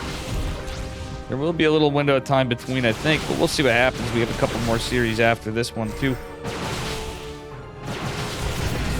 Oh, man, some big damage getting dealt here. ForJumy not taking the better fight. Is going to blink away. That being said, oh my gosh. ForJumy's actually getting pulverized here. The trade's going well in favor of Gerald. ForJumy trying to get 2 adepts out. Gerald has 2 observers. He's going to warp in 2 stalkers. ForJumy forces a recall and is going to be able to escape with 4 stalkers. I guess that's better than nothing. Gets a couple workers. Lost mining time. I'd say that was a little better for ForJumy, but he knows he's behind. He's going to take a 3rd base in gold. Mods, control streamers, ad breaks. I set them all the time. Do you want me to stop having the ads, guys? I could set it so he could. I think you guys can. But I have to set it to do so. I have it running the auto ads. They pay the streamer more, but I'll be honest, for tournaments, as long as I point it out, that could be okay. All right, anyway, we have a Dark Shrine coming down from Gerald. ForJumy going into a Robo of his own at a Forge. Gerald going for DTs, guys. Looks like we got a battle of DTs versus these nuts. Gerald has a way larger army supply, though. Not much of it back home. Some of that is marginally inflated by the Adepts, and ForJumy is starting to get a few more stalkers out, but he has no idea Gerald's about to blink in, and Gerald going with a multi-prong, 2 Adept shade again. They're going to be chased down here, and Gerald's going to take the opportunity to blink into the main base, depower 2 gateways, kill another pylon, and then start jumping on the probes. Couple more stalkers warping in here for ForJumy. Yeah, ForJumy's going to chase this down a bit. Has to be careful, though. Gerald's Dark Shrine finishing up. There's no proxy pylon. ForJumy does have this base, though. Does he have any observers of his own? Only 1. ForJumy is going for gold. Holy shit, guys. I just realized ForJumy's... I'm asked to snooze your ad every 5 minutes. You can snooze my ads from time to time. I apologize if that's too much work to an NV parlay. You've always been a fucking huge legend and support yourself. Over the years, NV Parlay's actually been another person that's been a huge help. He helps a lot of people out. He's helped out a lot of Starcraft tournaments. A lot of you guys are Omega-based. Alright, charge is just being started by ForJumy. +1 going to be ahead of Gerald, who's just going into his forge. He does have 1 Big Daddy Immortal. DT's walking by. I think they're scouted. ForJumy may have just looked at this, or was this an F2? I think this was an F2. DT's coming back. Observer. There's only 1 observer. Gerald has eyes on ForJumy's base. The DTs are split. 2 in the natural. The gold base is going to help him a little bit, but ForJumy's going to have to be careful. Where is his observer? He lost it. Lost the observer. Oh my god. The battery is trying to keep this in. The 2 DTs going to try to get it. The observer will get out, though. 6 workers falling. It's not... Well, let's take a look in total, actually. The DTs go. It wasn't too bad a damage. Still, DTs aren't dealt with just yet. 1 more will fall. The other one in the natural. This is so annoying to deal with, but at the end of the day, ForJumy actually has the gold, so it helps him. Let's take a look at the income. Gerald obviously has a massive lead there, but the gold base technically will help ForJumy out a little bit. He's just down on workers is the big thing. Does have the larger army for the moment, but let's be real, it's Protoss, so warp gates and immortal production a big factor. And Gerald does have just 1 immortal, has another one popping. ForJumy going for a war prism.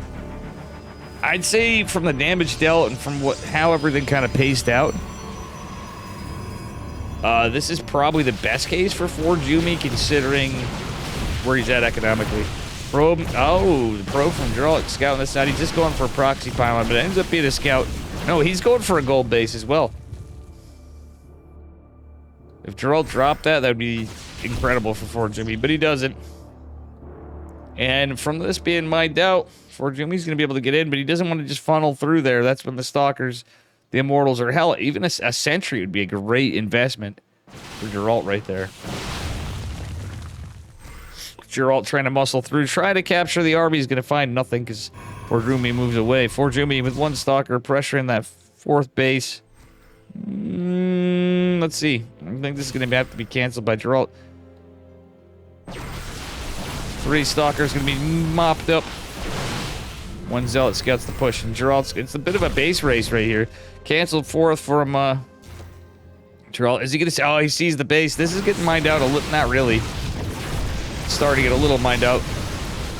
Gerald with defensive DTs. There is an observer with the army. The photon cannon goes down. These DTs still get worked. An observer is really important, but Gerald's on the other side of the map with a shit ton of army. ForJumy's really kind of pushing in here. Another observer's out for him. He lost all the workers here. He could recall the main base, or he could pull him back and recall to that other one. He's just gonna pull him for now. What a scrappy game number 2.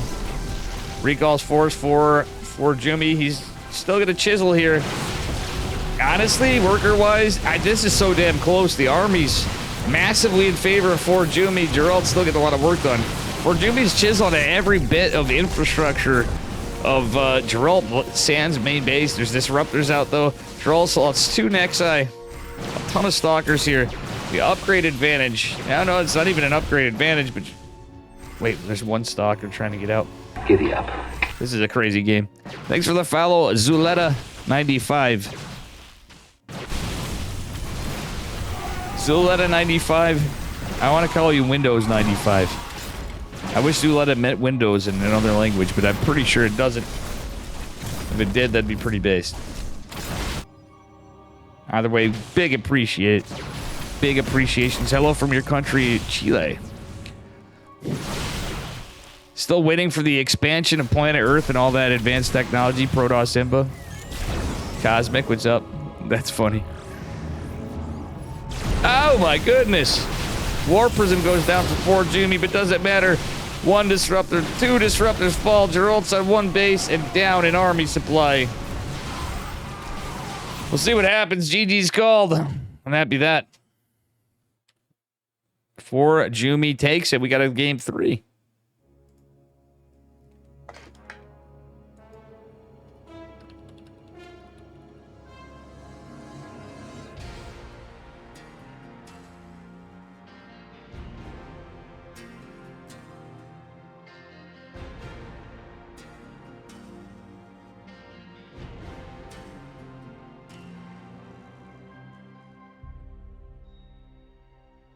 Alrighty. That was a big... Actually, this has been a pretty spicy playoffs here. We had nothing but cheeses at first, and now it's just like... I don't even know what to call this. It's just PvP. Guys, give me just a minute before I need to stretch. I know we're mid-series. Hang tight. Welcome. And Zuletta, thank you for the follow, too. I literally do need to just... go rest my eyes, go blow my nose, go take something. Because I do have COVID, which doesn't seem like it, but I'm all hyped up. I actually had a bunch of caffeine in me, too, as part of it. I think I need to refill some coffee. That actually surprisingly helping me a bit.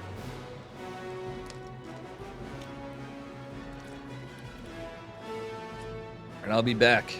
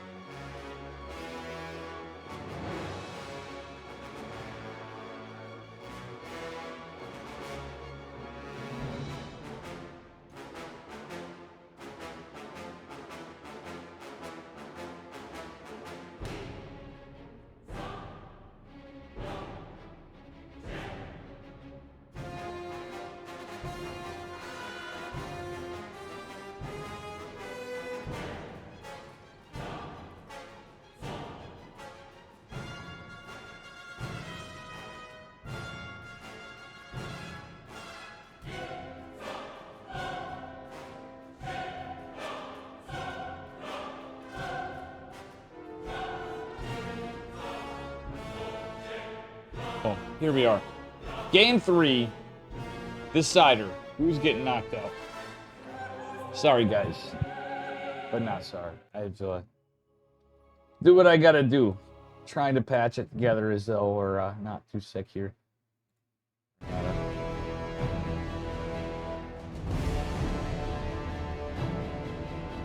All right. Here we go, guys. It's match point. Not match. It is series point, deciding point. Spawning in the upper left-hand corner of Oceanborn. In the blue from Storm Gaming. Give it up for Gerald. And his opponent in the bottom right in the green. From Platinum Heroes, it is ForJumy.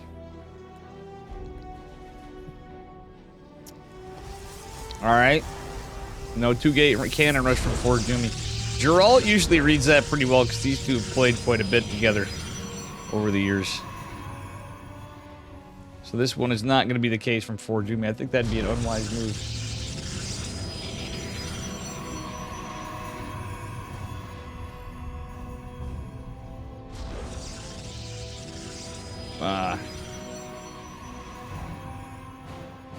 Alrighty. Let's see what we get here.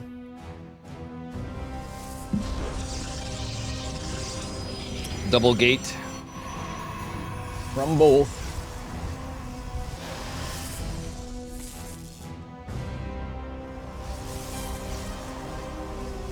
And we're going to see the core go down to both of them.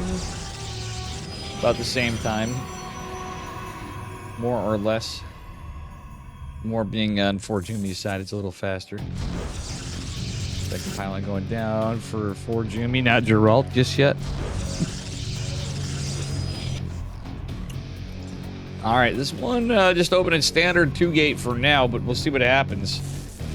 Ladies and gentlemen, some points will be issued out after. I don't think we had too many people. Oh, actually, did we do another prediction? Did I fuck up the prediction again, guys? We'll see, but we have a PVZ next between SKillous and YoungYakov after ByuN and Krystianer and Harstem.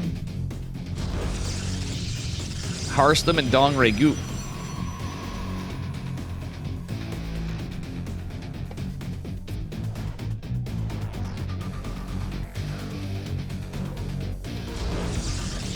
Let's see here.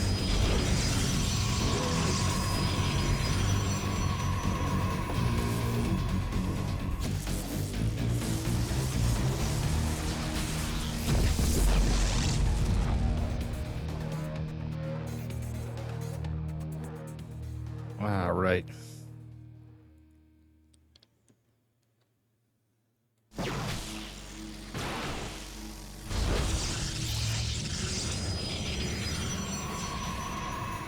Let's see here, guys. Hallucinated Phoenix, push it across. We'll see from here as the Nexus goes down.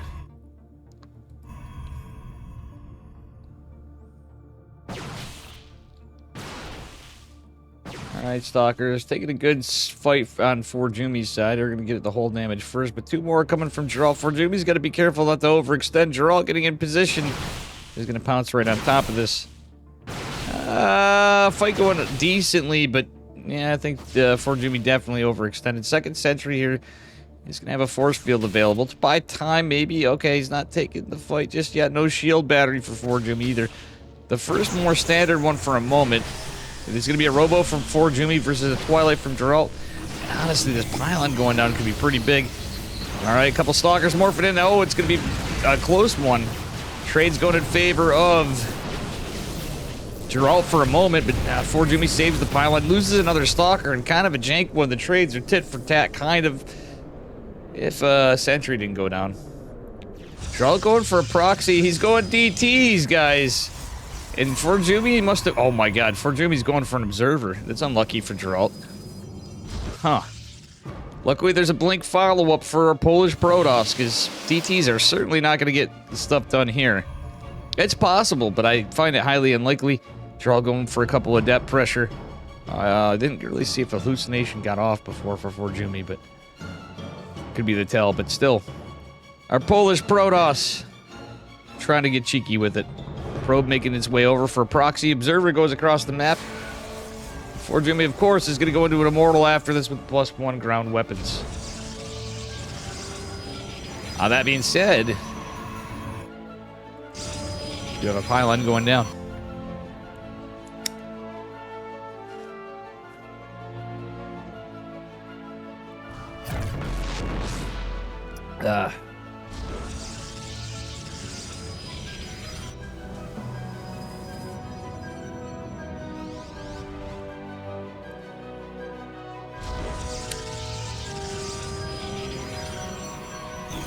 Alright, it is a super pylon over here. That's because Cosmic Cow at least was in chat. The super pylon. Get a Dark Shrine with the gateway. We have the enhanced warp field, which makes the DTs warping faster. I had to bring it back. I knew you were like, hey, we're past that now, Dave. I had to bring it back. Snuck it in there. I saw it as an opportunity. Truthfully, it's the DTs that make it, the Dark Shrine on it that makes it super. Oh, is this going to be scouted by ForJumy? I think he did see some of it. Observer is out on the map, I believe. Let's take a look. Where, okay. No, actually, there's no Observer for ForJumy. The Immortals in production. The DTs are going in. Oh. The probe's out of position. Oh, the DTs revealing themselves. Observer is not on the way. Oh, it is now. Still 9 workers fallen for Gerald, or for ForJumy rather. Gerald needs to get some work done. Uh-oh. He doesn't need to, but he actually could. He could have, he didn't have enough DPS to take care of some of this, but he could have killed the pylon. DTs are going to go down, and still, at the end of the day, DT actually going to be helpful in this fight. 13 workers fallen for ForJumy. Gerald wanted to end it, is leading in workers, is leading an army. Both players going into the charge. ForJumy's going to be done sooner. He does have a Templar Archives. But man, did Gerald get some value. He's going to take a third, actually has a third base behind. He's dropping more gateways. ForJumy could be in some trouble here. Depths even making their way into the main base. How you doing, Jadam Barim? Jumy does have a forge too. Nice wall off. Look at this wall. Doesn't matter though. The Adept shade over. And will get in there. Will be taken down after 2 probes though, but ForJumy really might have, he's kind of in a position where he'd want to send it, but he doesn't have enough army. He has some power units. That's about it. He's going for an Immortal drop, and I guess that's about it. And he's hoping Gerald doesn't have that much. But ladies and gentlemen, Gerald's going to be making him charge lots and Archons, maybe? They're just going DTs. Nah, they're both going Archons. But anyway, ForJumy going with a double Immortal drop, trying to get something done. Gerald keeping some pressure. Getting another probe out with a pylon. And we'll see what happens here. This is another banger. Honestly, this has been a sick series. All around tonight, everything's been pretty action-packed. We've had a lot of cheeses, a lot of short ones. Unfortunately, some 2-0s, some upsets. Pretty good tournament overall, too. But tonight's been, the playoffs have been delivering. It's the eliminations, the deciders. Zealots are going to full surround the Immortals. Immortals going to get some pressure, and some are ForJumy trying to posture up as something. Gerald has too much army. Probe just kind of keeping an eye on the third base.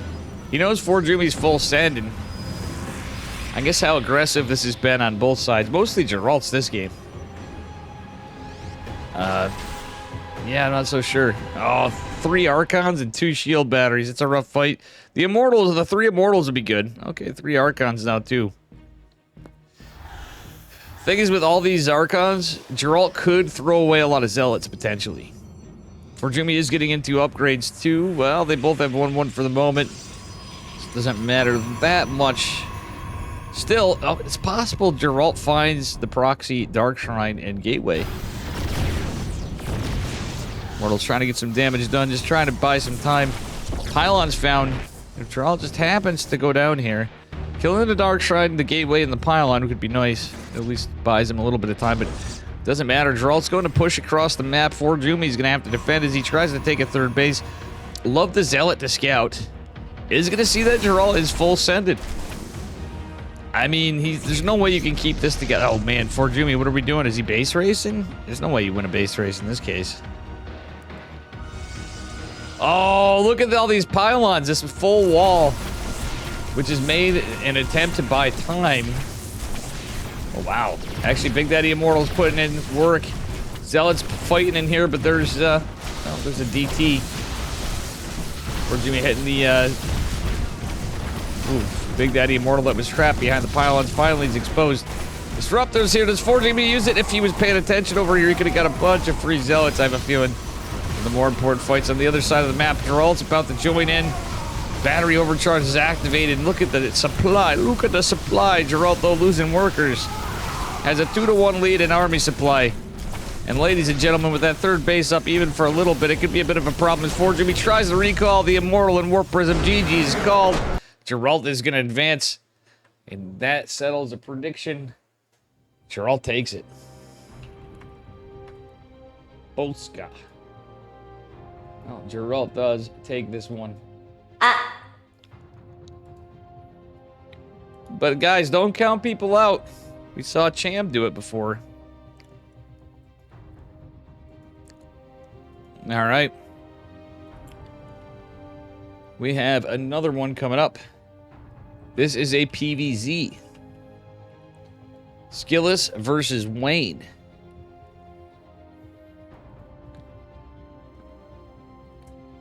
SKillous versus Wayne.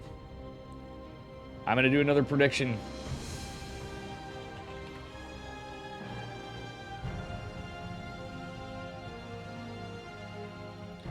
And I'm going to take just a moment to go. I got to go rest my eyes now. There's a reason for it. For my vision, I got some shit going down. So get those points in. We'll be back in just a minute or two. I'm going to go stretch out and all that shit. And get the stonks in. Get in to make stonks and channel points.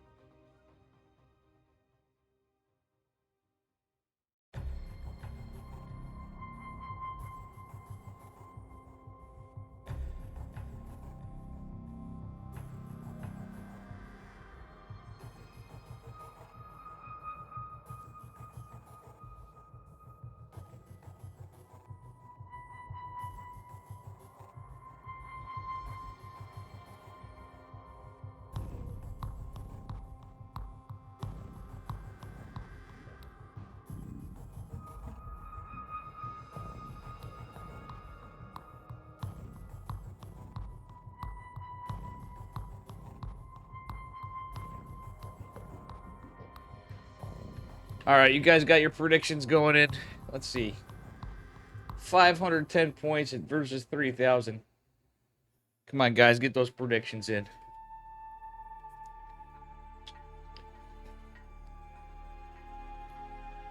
I think this one could be damn close. All right, here we are, guys. Getting into it.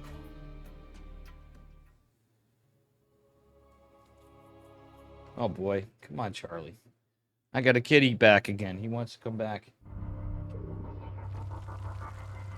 I can't brush you right now. We got a tournament. We got a tournament, Charlie. All right, here we are, spawning in the upper left-hand corner. In the red, Zerg drones from Starlight Twinkle. Give it up for Mr. Wayne, the man formerly known as Rattata and Vanya. His opponent in the bottom left, representing Team Liquid in the blue, is Mr. SKillous. Going for the hash block.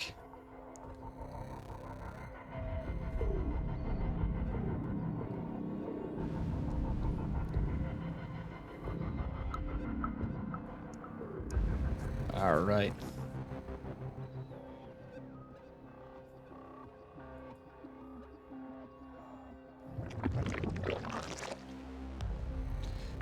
All right, third hatch is there. Yep. Rattata was funny. Yeah, that was actually a funny meme, I think. But, like, at the same time, I always still want to call him Vanya. There's a bunch of us that still want to call him Vanya. All right, hang on, guys. I have a question on some Earth thing.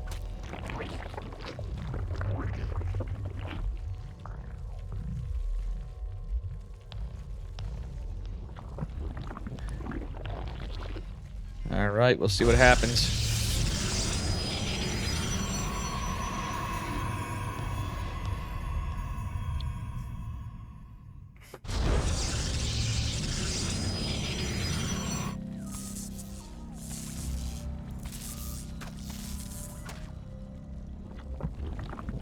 All right, guys, what do we got here? Pool is finishing up in a moment. It's very standard play. Force triangle third. Or not a triangle third. There's no triangle third. It's pocket side mineral fuck all base. Amphion. Imagine Amphion.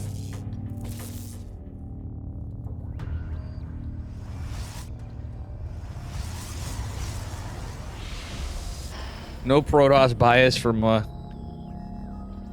PVT in this at all, guys.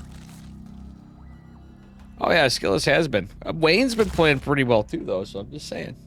Historically, these two, I think it can go either way. I think SKillous might be a little favored, but it depends.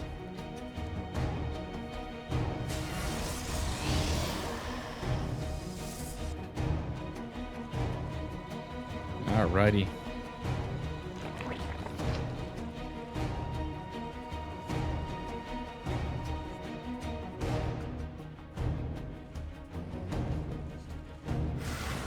Me see Protoss, me vote for Protoss. Nice, Cosmic. Alright, first Adept is gonna get a couple lings, maybe. That's about it. It looks like the Adept might be... No, okay, he's gonna get out of there. Shaving off 2 of the lings. Another Adept joins the party. SKillous gonna keep the pressure on. He's gonna keep the heat as he goes to mine this out to take the... technically kind of safer, depending on how you look at it, for at least the immediate third base.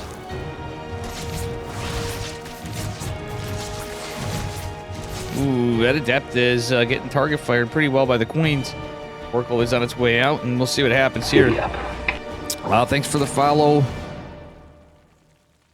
LC Moreno Jr. Thank you, thank you. How you doing? How you doing, Pop? Let's see here. Thank you very much. Adept's going for a big, long shade. And this is kind of a ballsy move. Oh, do get the creep tumor. I guess that ends up paying off a little bit. The Oracle's going to go try to find value here in the third base, which is actually the second in order of taking. Natural getting a spore. Wayne, it was some decent defense, but he's lost a few workers. No, he didn't lose a single. That's actually a really good defense. Losing the 4 wings there was not a big deal. And I think Wayne's been pretty brilliant on the D side. Pretty brilliant on these nuts. Oracle coming in with the 2 Adepts. Oh, 2 Oracles and 2 Adepts. Yeah, this is the kind of move SKillous wants to try his best to get some damage, but is going to lose an Oracle. No, he does it right there. He's getting a little greedy, though. SKillous, back off. He's 100% going to lose. Oh, that was actually damn close to escaping. But the Queen finishes just in time and says, no soup for you. You want drones? You're going to have to come back in 3 minutes.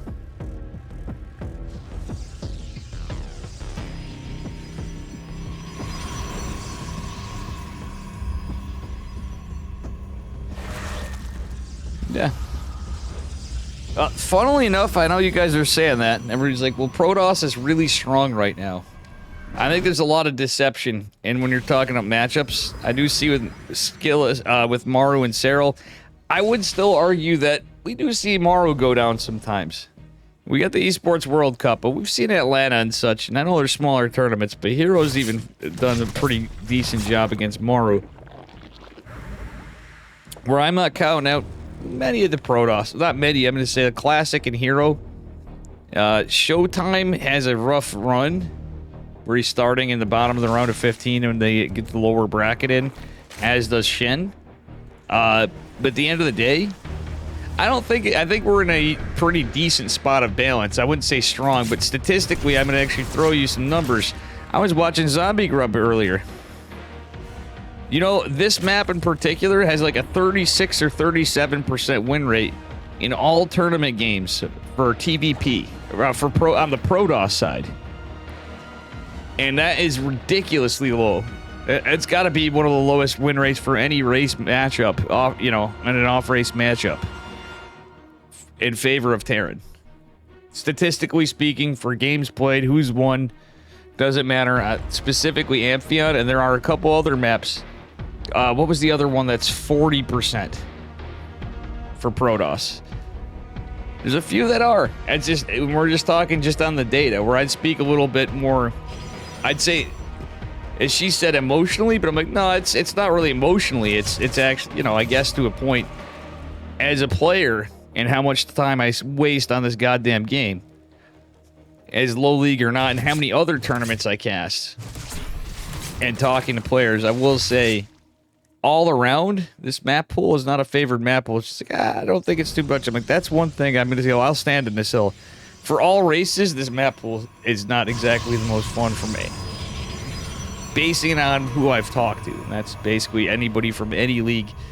Some pro players, some, the regular ladder, Joe and Jane ladder grinders. Let's be real, this is not our choice map pool. This map pool's been around for too long. We're getting spoiled a bit. Yeah, I mean, honestly, this one's not been that long. I know everybody's saying it's been a long time. It's not really been that long. We have a couple maps. I'd say there's a couple of the older ones in there, Site Delta, etc. It is probably the most obscure one, but I kind of feel like they could have done a better job on what maps they selected or how they were allowed, map makers were allowed to do things. Spice it up a little bit, but I have hopes that we'll have a pretty cool map pool the next one.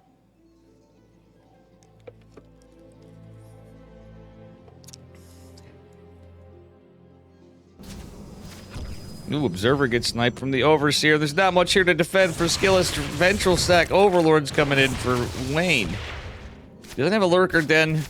Infestation Pit's coming down. Kind of an awkward angle, but Storm's gonna be very juicy right here. SKillous.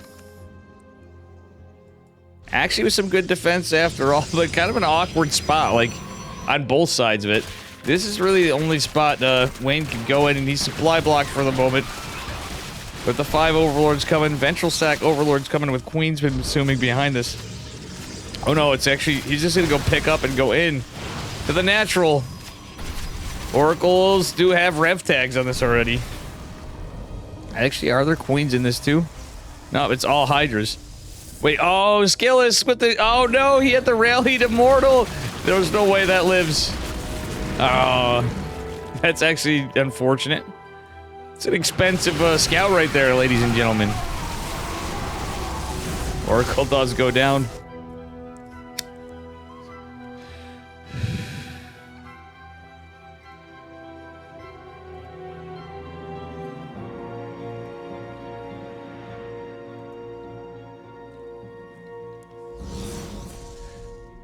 Hydra drops.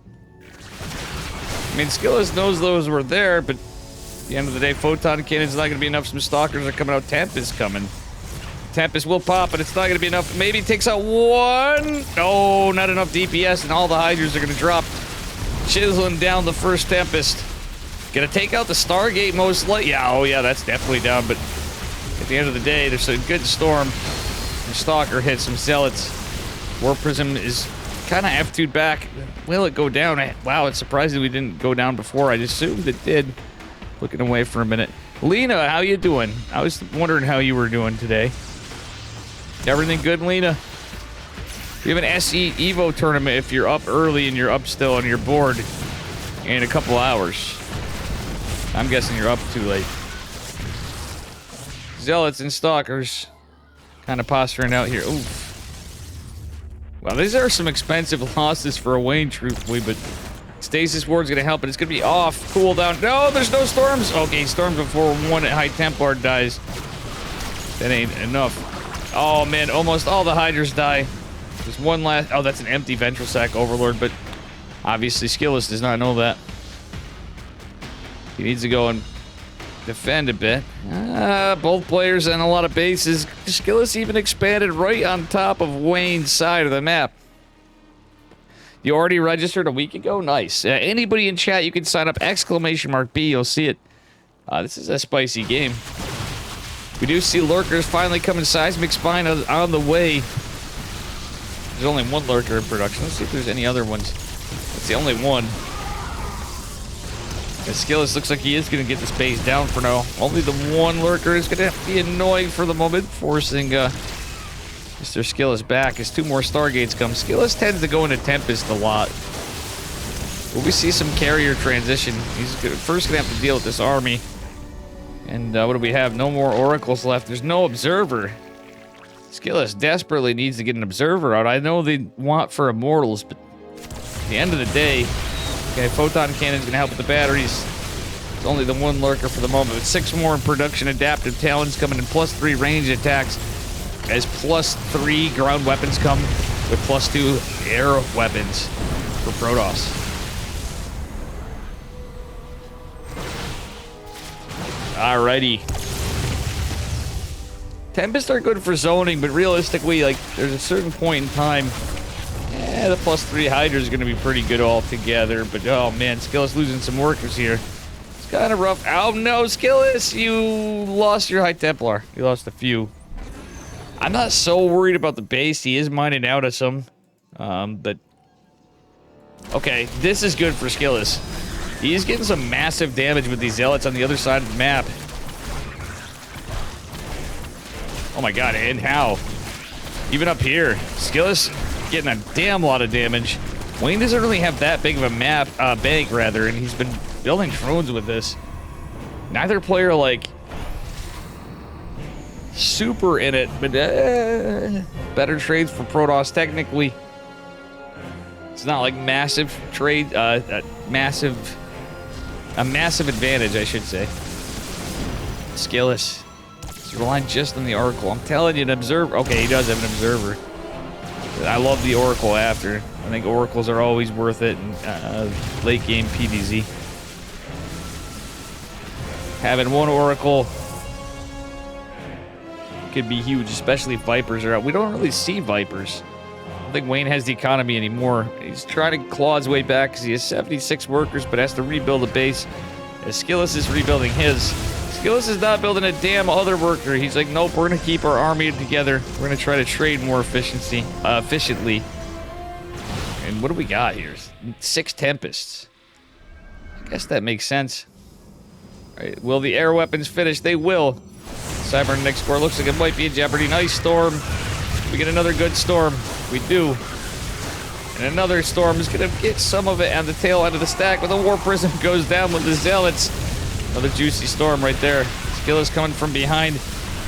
He gets the rev tag off. Only gets... Well, okay, he gets all the lurkers. GG is called. SKillous going to take game number 1, and a pretty good game. Good showing from both players. Very well done by Mr. SKillous. Wayne certainly was fighting pretty good there. Obviously, it's an awkward map for engagements.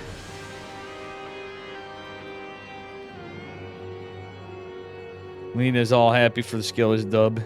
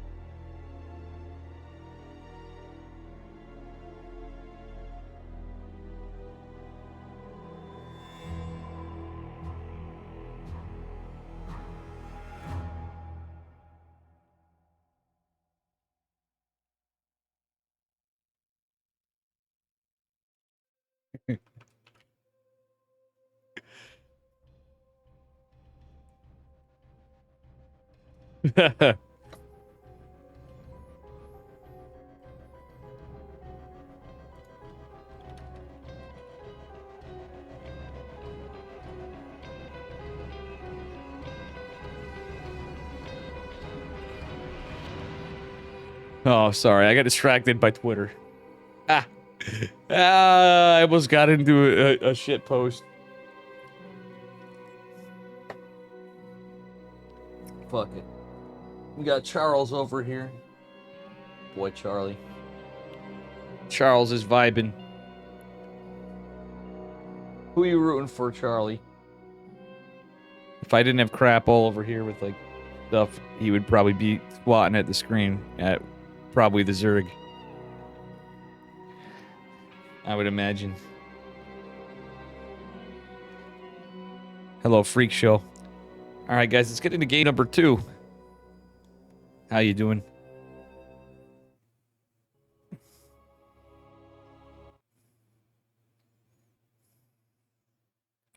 Yeesh, I gotta clean my glasses, too. Alright, let's see here. Yeah. I'm still having them. I got COVID, but I don't, you know, whatever. 14-hour day? Jesus Christ, man. Good Lord, man. Alright, here we are, guys. He wants 2 points to take it. Do we get a reverse sweep? Is he gonna come back in advance? Give it up for Mr. Wayne from Starlight Twinkle. Red Zerg player. His opponent in the upper left from Team Liquid, up a point. He's blue. He's broed us. Give it up for SKillous.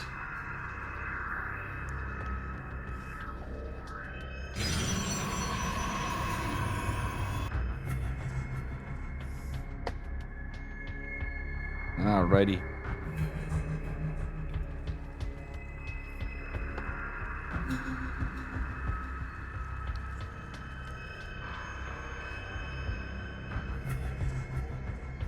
Did they give you a turkey leg for working a 14-hour day? That's crazy. All right, guys, we do have points in line on this one. We got another series, 2 series coming up after this. Those we do know already.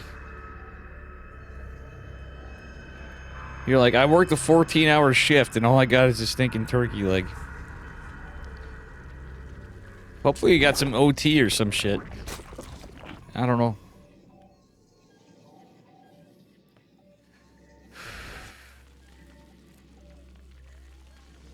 Legs, yeah. 14 hours overtime, nice. Guys, I have a feeling I'm going to be going right into the next tournament. I have a sneaky feeling I'm going to be going right into the next tournament. Which might be okay. I got to find the logos from Hyper 1.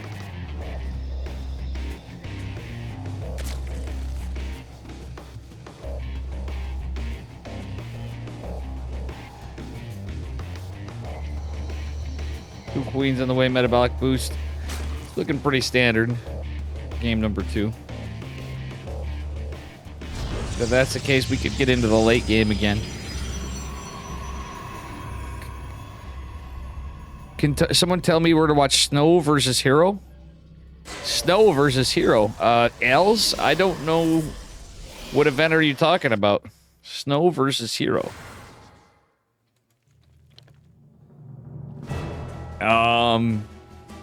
Snow? Snowden? What's his name?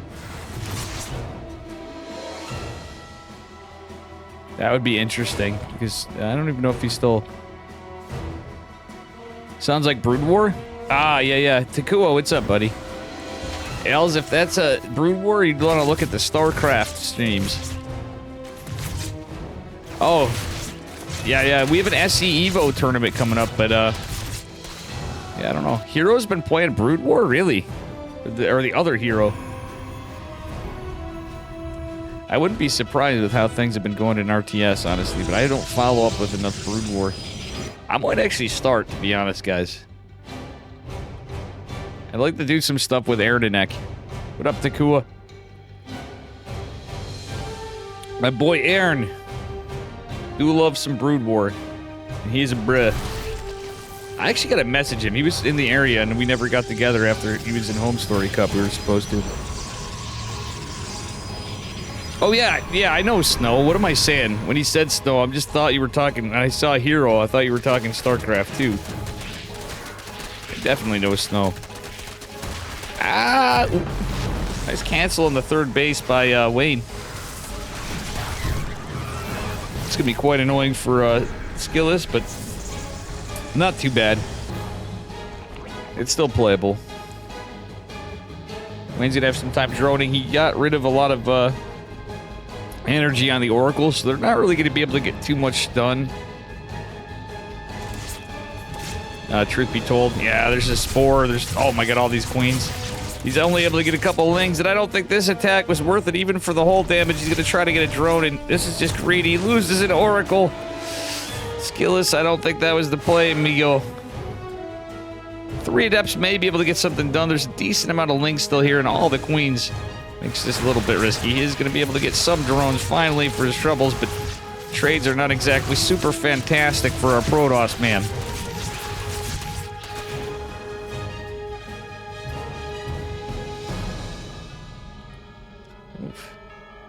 All right, Forge and Twilight Council finishing up for SKillous, a very standard opener. But losing the oh my god, he almost loses the other one. Ah, SKillous. Now, if he had 3 Oracles together and one was injured, I'd say, oh no, the high ground one's there. He's going to force a transfuse, but lose another one. Oh my god. SKillous loses all 3 Oracles. Oh my god, he might want to just GG practically. Lost 1,000 minerals, 3 Oracles, 4 Adepts, 1 Probe for 3 drones and 11 Lings, and a canceled third base. I don't know, guys. This is looking like an incredible start for Wayne here. I've seen players basically just quit after that. Kind of a loss, but it's technically not over, but not really the greatest point of play for Protoss. Oracles come in so handy. When you're opening with Stargate, you want to do everything to keep them alive. For rev tags, just for scouting, harass, stasis wards defensively. There's so much utility in Oracles, and a little bit of misplays by SKillous, unfortunately. Don't hate that he's going into charge, just by the consideration of what's happened, and I guess he's going into Hydras too, so that could be okay. It's a lot of Lings out now. Charge will complete. There's not a lot of units on the side of SKillous, because, well, he just wasn't at a point where he can get them. Psionic Storm's being researched. There is 1 shield battery. Oh, charge is not quite done. Finishes up at the last second. Is going to scare the bejesus out of those Lings. Well, they could still do okay in that fight. It's a lot of Zerglings. At the end of the day, Wayne is going to be cautious. When ahead, stay ahead, I guess, is his thought. He's up on probes. Well, that early, that's not uncommon. He didn't lose 2 probes, 2 Adepts, Flapjack. Oh, 6 in total. Holy shit. He actually lost 4 and 3 Oracles, though. Storm is going to be good against this high of Lings and going into Hydras. I do like that. It was everything stacked together that wasn't good. Like I said, he's not out of it, but big parts of information of your opponent. The timing's nasty, though. It's +1 charge Storm. I think we're onto something, but as time goes on, it looks like Wayne is going to be taking up. Wayne is a player that is quite capable of making those decisions kind of like Dark. In his own way. It's definitely played like it. In that, I mean, he is certainly capable of going to a fast hive and going right into lurkers. We didn't see him do that previously. There's no roaches this game. Storm was sick. Alright, Zella's getting some not much damage, more lost mining time. Just a little warping right here. SKillous is building up his army, though. He's just whittling away at Zerglings, I guess. Gonna pick up and mitigate his losses. Gonna jump right into the third base, but there's Hydras, Lings, and Banes. There's no centrifugal hook. Okay, this was a bit of a mistake, in my opinion. Or the hell is it? Well, wherever the hell the Baneling nest is. We have no centrifugal hooks for Wayne. He is going into the lurker den, as I suspected. Hive is underway as well. Pretty normal timing for today's meta.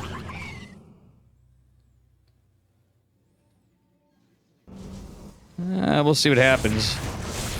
Psionic Storm is available, and there's plenty of Storm on many of these High Templar. It's a lot of High Templar. Before Lurkers is going to be very good at Fleet Beacon transitions. Kind of nice for SKillous. I'm now liking this position a lot more. Yo, Flapjack, thanks for gifting this sub to Lena. Velvet Lena just subscribed. Thank you, thank you. Ugh. Lena, do you ever go watch Flapjack?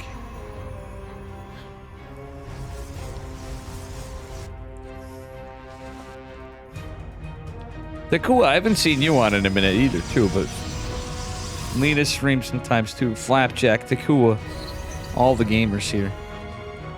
Thank you, Flapjack. I appreciate you, brother. Today, everybody's been coming in hot with those subs. Sub to Dave, 100% a scam. You haven't streamed in ages? I caught you like once or twice. And that was probably that long ago. Time fucking flies as you get old. Alright, Lings and Banes moving up. Again, no centrifugal hooks, but the Banes could still get something done, possibly. Mostly in the engagements. Archon's gonna do a good job against the Lings. Zealot run by is not getting anything done. That's a terrifying amount of lurkers. Do we have any detection? Just one observer. And again, keeping those oracles alive. That's what I'm talking about, guys. It's not about trading them out. There's no trading them out. It would have done nothing other than good retention of useful tools. Oh, Lings could get a run by. Ladies and gentlemen, does the Immortal come in? Oh no, it's moved past the wall. And this could be big. Meanwhile, there's a decent fight on the other side. Observers over here. Nice storms on the Hydras. Mothership's out. Slow field zones activated. There's storms available. Do we land some juicy storms? One is going to be landed. All in all, a decent defense from SKillous as he goes. Gets a cancel on a 6th hatchery. All right. SKillous is usually... All right, I like this. He's going into carriers this game. He ain't fucking around. He goes, this one's was a little closer before, but his army's feeling very powerful situationally. I'm actually really glad he didn't go into Blink Stalkers this game. Charge was definitely the smartest move. If it was Roaches, he might have been in trouble, but he, with that amount of Lings, it was pretty much a tell that it wasn't going to be. Big Daddy Immortals need to stay alive, however. Storm's doing a good job.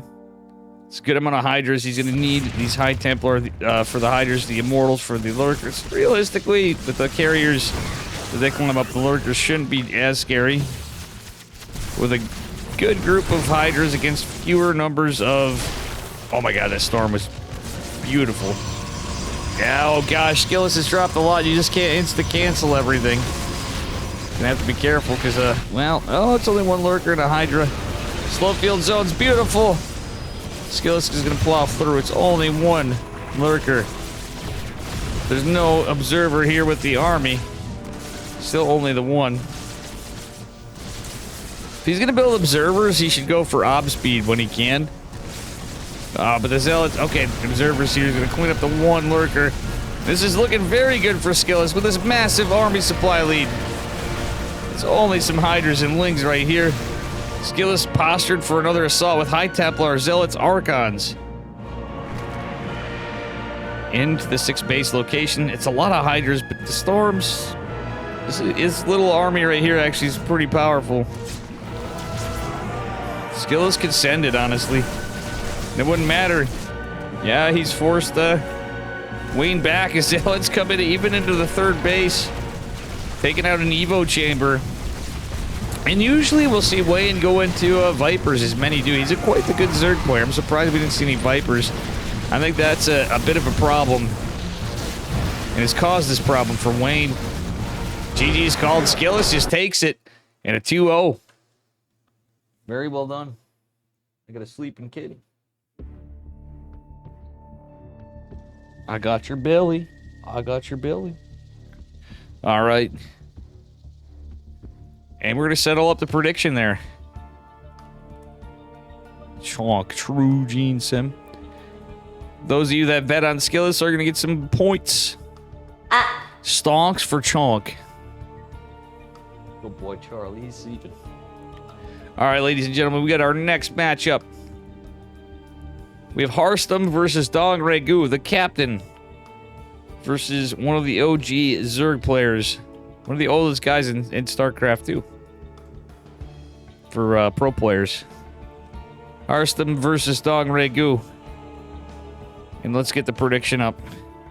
This is going to be a banger. After which we have ByuN versus Krystianer.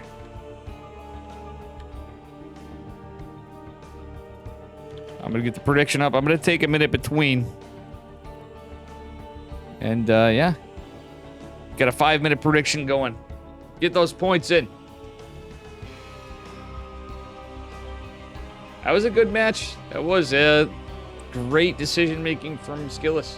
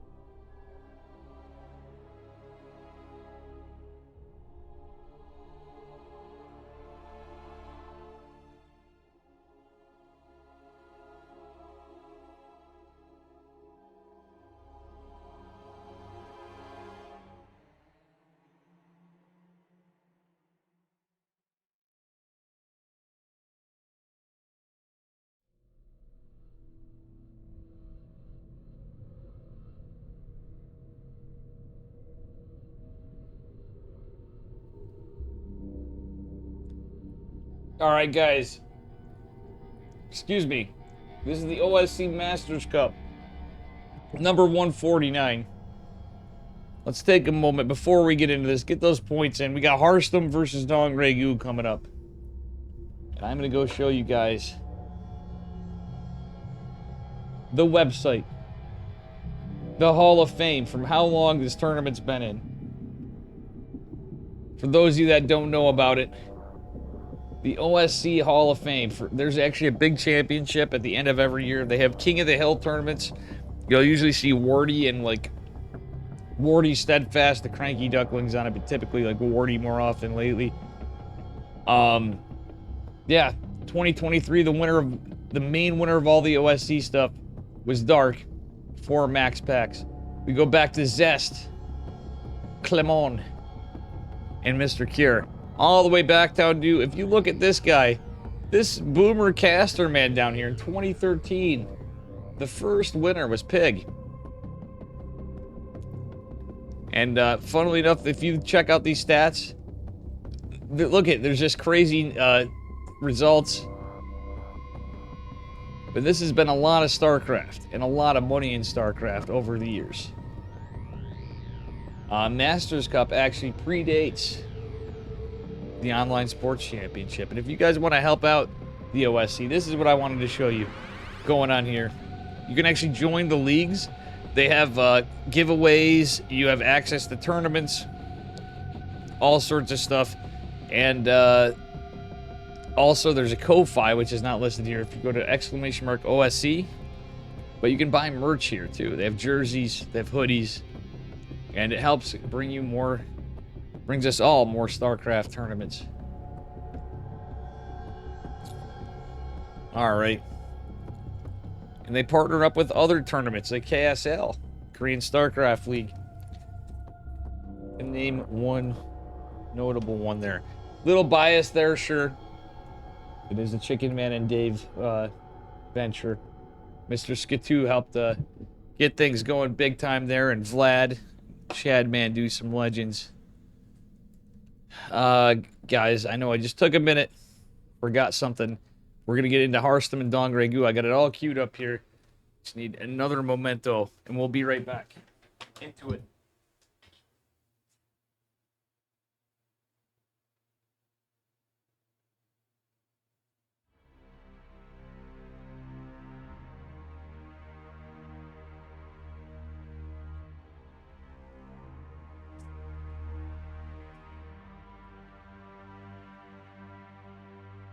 All right.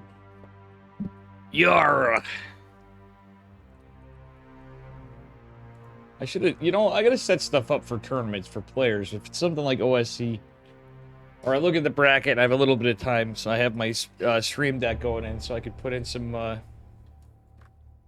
sailor memes for Harstem and play the sounds as we get in the match. Stuff like that. Let's get into game number 1, though. These guys played these on NA, I'm sure. Unless they... yeah. Pretty sure. It is possible they alternated between Europe and Asia, which would be kind of crazy, but it's possible. All right, let's see here. Let's get into game number 1.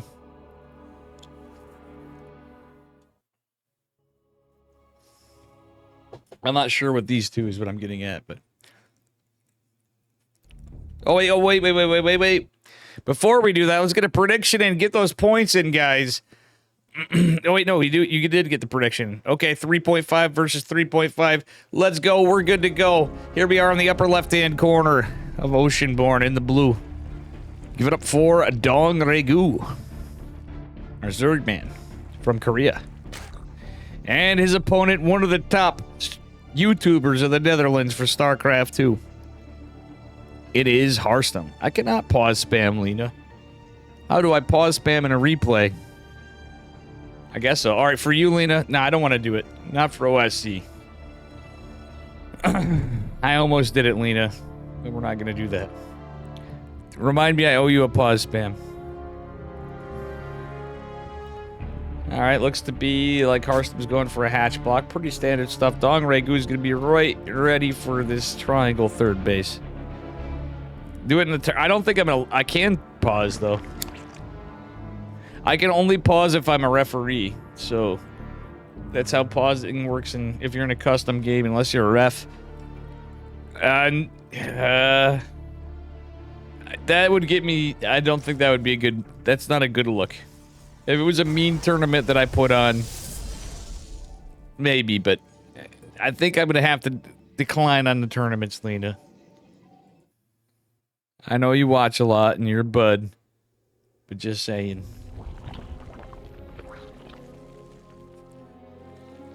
We can refund it. It's for ladder games and stuff. You're floored. I'll do another one for you sometime. We'll refund your points.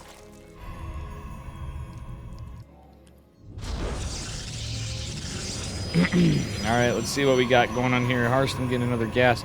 This one could go either way. I kind of feel like I'm favoring the captain, but Dong Regu is a really good Zerg player. This one I definitely will say ping is definitely a factor. And you guys will have to excuse me the COVID shit.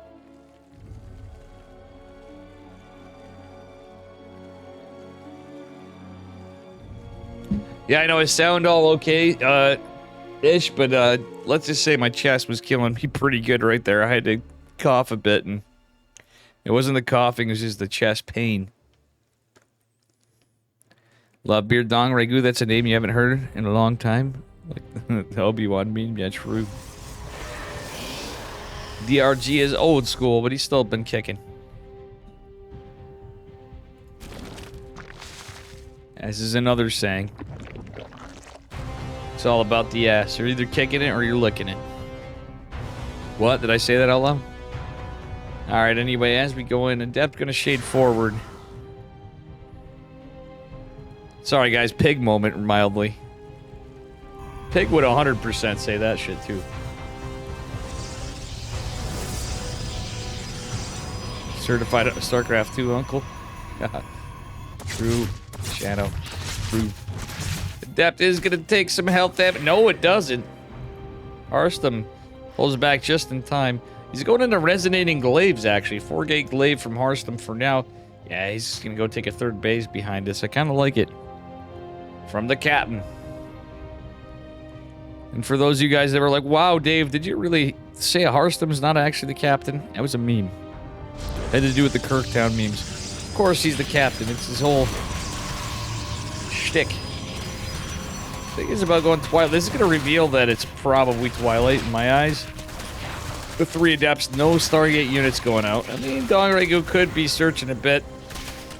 Oh, these Adepts going for the pylons. Quite annoying, though. Our Resonating Glaives is a ways away. Adept trying to get rid of this. Another couple going to shade out. I think this is a tell. Baneling Nest is not a bad decision from Dongregu. I know some people disagree, but Banes could very well counter Resonating Glaive builds.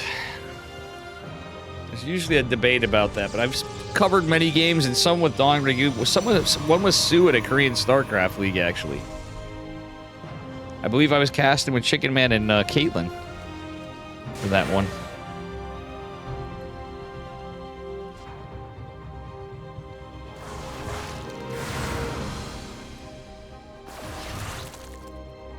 Alright, we'll see what's going on here. Baneling, this is fine here because it's Dongregu. True. DRG or Sue would be another Zerg player I would put in a good possibility of it. DRG was the one we saw before. He's done good. Yeah, he's got some here. Thing is, if you hide the Banelings a little bit near the behind the mineral lines, they can actually do better than roaches because they just love to connect with Adepts. And look at that, as I called it. How many Adepts fell? Oh, 9 Adepts for Harstem. Sure, it's a lot of loss for Zerg, but losing Lings and a couple Banelings is 100,000% worth it for the Zerg. And guys, ladies and gentlemen, the captain seems like he's in a little bit of trouble here. Recall is forced. A couple Adepts are getting chiseled at, but they're going to come in to help defend. 4 workers do fall. Harstem's ahead in workers, though. Dongregu kind of is going to send it, so that's the downside for him. Dear Captain, signed. Captain. Nice. All these Banelings will be scouted. There's no centrifugal hooks where we're going. Dongregu kind of all in here. He didn't really have... This is a situation where I feel like he could have droned still, but there's still so many Adepts. It's a little weird. Oh, sentries. Good moves by the captain. I'm actually feeling for DRG a little bit. I felt like he had a good counter going, but somewhere I think he lost his pace, and that's kind of why we got into a bit of an all-in situation. Banelings coming from behind, trying to catch the sentries. Force field comes down. Oh my god, massive damage. 12 workers fall. The Adepts are still alive, but not too many have health, really. Okay, there's some on the back foot. Ay. Oh, still, what's hilarious is Harstem still building workers, so it's kind of like... Did he really lose anything? He did. Dongregu's chipping and chiseling here, but he's kind of still just full sending. Shield battery attempted to come down, but Dongregu is relentless. He wants to get these Bane connects, will not do so. Banes are going to come in, and oh, shield battery comes in at the last second. Pylons could be targeted. Love the batteries from Harstem. He's really holding it down. To what end, though? Dongregu doesn't usually play like this, to be honest. In a way, I don't hate it. But Harstem's kept the workers up. He's still building them, but he's forcing Harstem to kind of stay on the gateway tech. Harstem's been unable to tech out of this. He's just been trying to hold, but Dongregu, a master of Ling run buys, does manage to get into the main base of Harstem. Harstem's full walled too, so these Adepts are trapped outside to defend from here. At the end of the day, Dongragu could make Banelings. I wouldn't have hated if he went to the corner and made Banes. Sure, he'd lose some Lings morphing, but I think he could have got some good Bane connects because there's all just Adepts there. Alright, ladies and gents. 9 workers do fall. We'll see what happens from here as we get into it.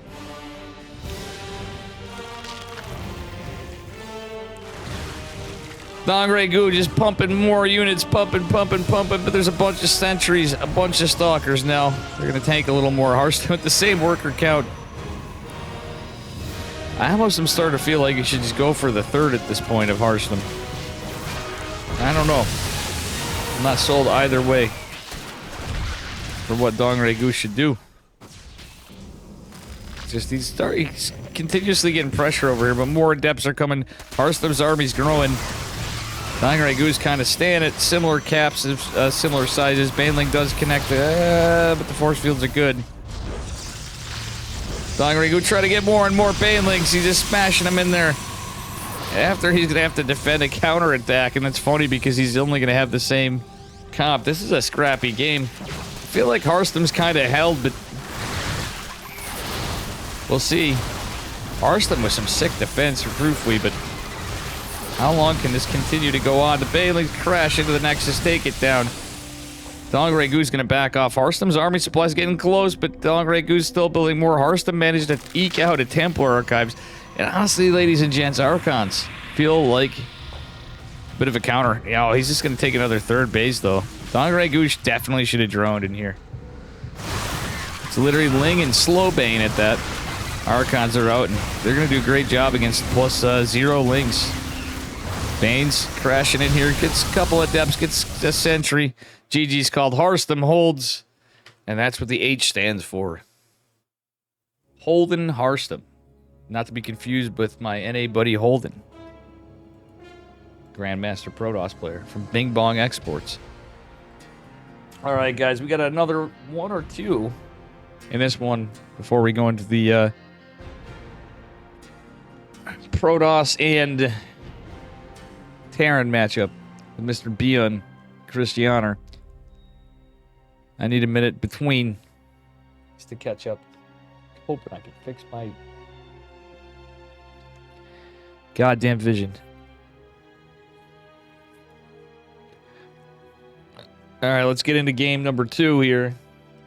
What was I wanting? Oh, I know what I was wanting.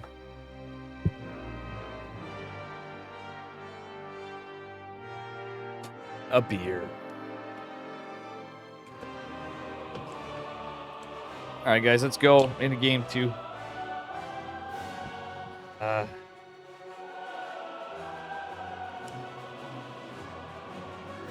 just double checking my glasses to see if anything could be done here. It's hard for me to tell. That's my eyes making things blurry. Not a damn thing could be done, I guess. Let's get into game number 2.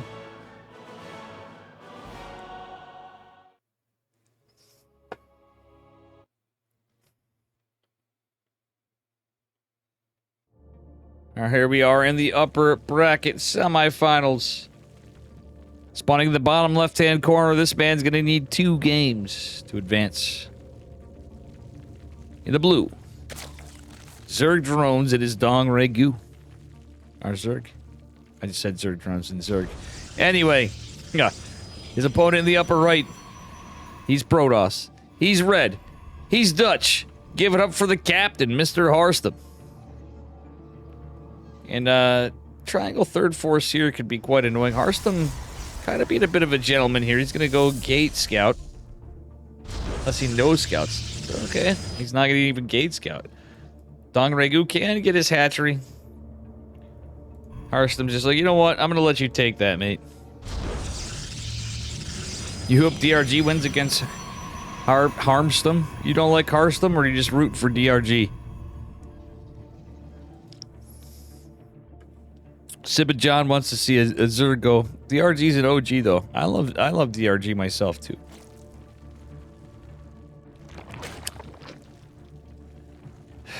So as we get into this, it's a standard opener from both.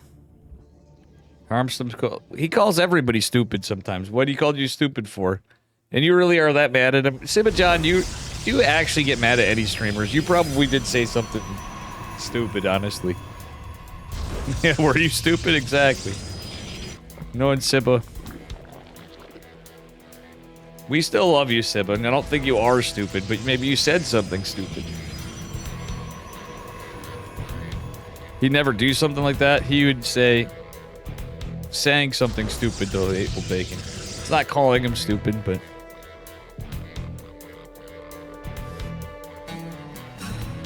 I love my boy Sibba. Another guy I've gotten into it before, like Abel Bacon, but Sibba's my boy. Is this the last series? No, it's not. TBD forever. We have Krystianer versus ByuN after this. In the upper bracket semifinals.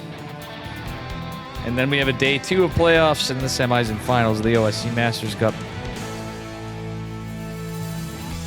So guys, as we get into this, it's a Twilight opener again from Harstem. Jeez, Harstem's going for, is he going for glaives again? My guess is probably. He's felt successful here, and with the map, I don't think it's a bad idea.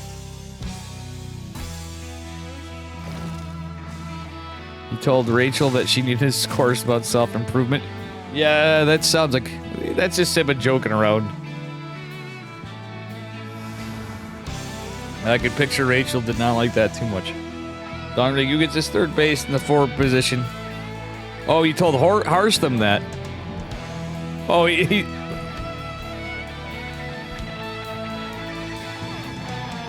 Harstem told... Oh, man, that's so funny. Thanks for the follow, Starcraft.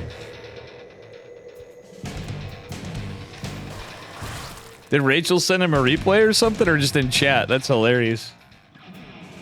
I'm surprised. Harstem's a funny guy, though. Anyway, I was gonna go on to something about my boy Loco after. Dave never talks smack, but I'm only memeing. But oh my shit! Holy shit, guys! Dog, what the fuck's with the people today? We thought we were done with cheese.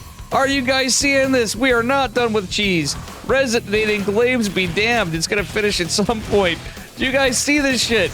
We saw some drone play earlier. But Donragu's taking it next level. He's going send, send, send. He says, Mr. Dutchman, shame on you. You ain't gonna glaive me if I'm gonna kill you before the time resonating glaive sat finishes.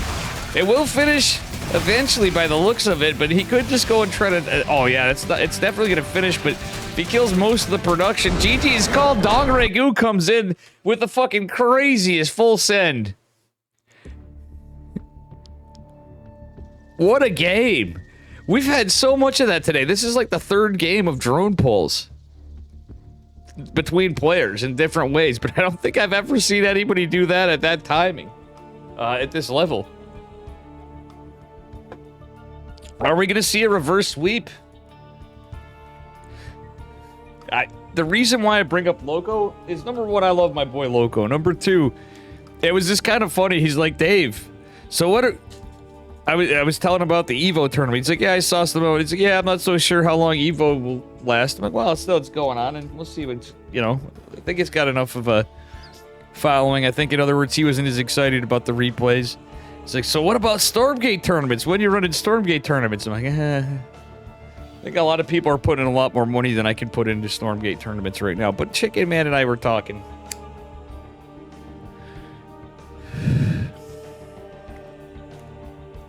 I asked Loco, too, if he wants to join the cast. He's not going to be awake. There's no way. He would never do it at this time. You know Loco. Simon loves his beauty sleep. Especially now that he's a boomer. Like, he's in the boomer club. He might cast it from replays, Lena. If there's banger replays... Pig doesn't even cast KS. I'm actually shocked because Pig's usually been on at KSL times. And he always schedules something else, but he gets all the casts together after. Pig literally would be more than welcome to cast KSL, and he's never done a Hyper one.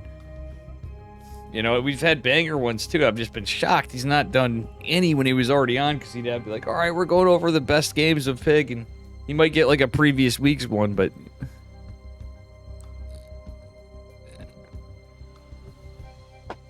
I think Sibba John's going to get a record of have his streamers say one bad thing about him.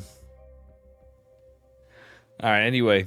Welcome, Piper 1, by the way, and thank you for hosting your tournament after this. Let's get into game number 3. Dong Regu with a solid comeback. I wonder if this is going to be a quick one. Or not. That was a fucking banger of game number 2. This could go either way, ladies and gentlemen. We're on match point. Spawning in the bottom right-hand corner of Golden Aura. In the blue, Zerg Drones give it up for Dong Regu. And this man with his naughty nexus in the red from the Netherlands is Harstem. Captain of the SS Protoss. Everyone loves Sibba, even... Yeah, I mean... Harstem would just be memeing, too. We learned that ForJumy's far better than Astrea. Apparently. Astrea's gonna think I don't like him. There's been times I've invited him to stuff. I don't know. I actually was thinking about that. Even Trigger. My love of Trigger and Astrea is still great. Those guys have been in Korea, but I thought about it sometimes, and some of the things I hosted. Those guys had some unfortunate planted on theirs, but I'm like, it's the same thing for every player. I still think Astrea could be favored overall at times. He also could have been. It could have been a ping thing, but ForJumy should never be underestimated. He's somebody I will never put out in a PvP. Right? Everybody hates PvP. But ForJumy has some sick PvP games. And I think maybe he's the better PvP player right now. But we've seen Astrea do some crazy shit too. I think it's a bit of a coin flip. It's kind of like, in my eyes, where I would put... I made a comment on this too, actually. About Dark in the Esports World Cup. I think Dark is personally probably more worried about Maru overall. Maybe not. He's probably equally more worried, if not, about Maru to Serral, because ZVZ and Dark tends to do pretty good against anybody in ZVZ. Same as Solar, for that matter. I would favor Dark over Solar against Maru,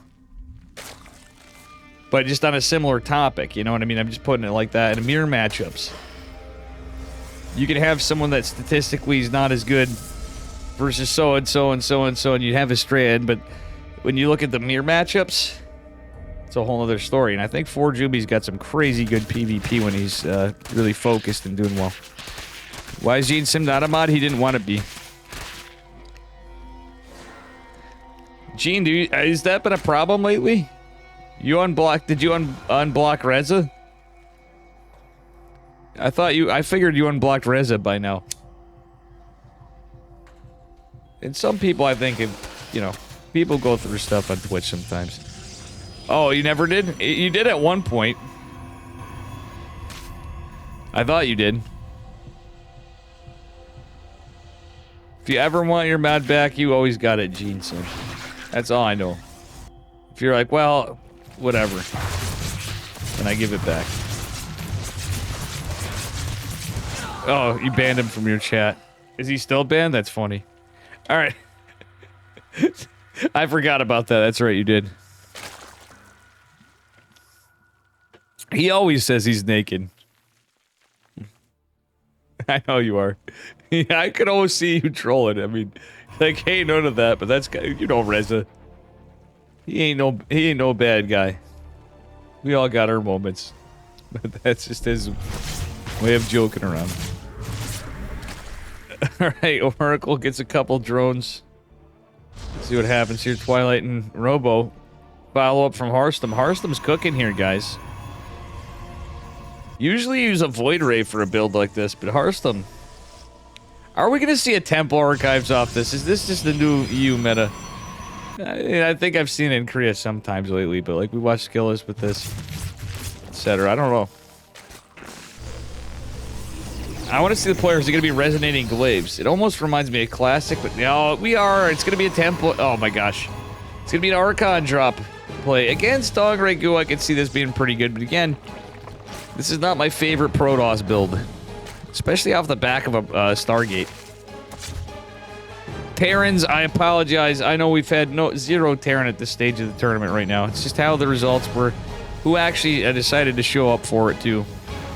Resonating Daves. It's going to be our Archon drop, though. There's a few things I don't like about this build. And it's situational, but it kind of sets you back. It gives you the tech advantage, but you're hedging on a lot. And after a Stargate... Oh no, Harstem needs a pickup right away. He isn't even going to be able to morph the Archons. Dongregu saw what it was. The Oracle's going to defend. The hot air balloon's even helping. Oracle going to clean up some of the Lings, or at least chase them back. Okay, I don't hate that as much with the Oracle. If you keep the Oracle alive, it's not so bad. But it's only one Oracle. He's going into Immortals. He's going into Forge. It's going to be Immortal Archon Charge a lot follow-up. A classic build, but it's really not even like straight up old school Immortal Archon Charge a lot. Roaches are going to be pretty good here. I'm assuming that's what it is. You could technically do other stuff on this. There's no scout from Harstem. He's forcing a shit ton of transfuses. An ass blasting amount of transfuses on all the queens. Oracle still up to possibly get some damage done. I love that Dongregu has spores in. Let's take a look at the actual trades here. 2 adepts for 2 drones. An overlord and 10 lings. Obviously in favor of the Protoss, but it could have been a lot worse. Oh, good defense from Dongregu for the moment. Oracle catches the drone, trying to drop a 4th base, though. Dongregu actually at a point where this is very late to have a 4th. I love the lings.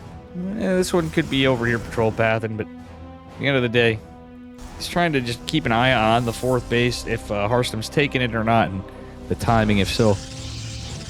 Could possibly get it in denial with 1 ling on a probe. Infestation pit's going to finish for Dongregu. This is an early infestation pit. Let's go into Swarm Hosts. Ranged attacks and Gleal. It's been in the meta. I kind of don't hate it in this case. Swarm Host can be alright, because, well, Storm's going to be out eventually, but I truthfully don't hate this too much. Are we going to see a Nidus? That's the question I have. We are. Nidus Verm is getting down. Dongregu going for a little bit of a push. Trying to. Just a little roach run by, but he's going to have to be careful. There's all these Immortals. Archons of the War Prism. Storm's going to be finishing up eventually. And Dongregu just going to push back. He's going to chase us down. Hoping to hop on Archons that drop. Here comes the Swarm Host waddling across. Wait, what? Why would you just tip your hand right here? This is kind of strange. Storm's not done yet. It will be pretty soon. There's static defense here. The Oracles are going to be annoying. There's no Nidus. Oh, that was a debate if I ever saw one. The Locusts go down a little earlier than they could have. As the Roaches and the Locusts try to headbutt in. There's no Nidus to be found. There's no Overlords to get into the main base, etc.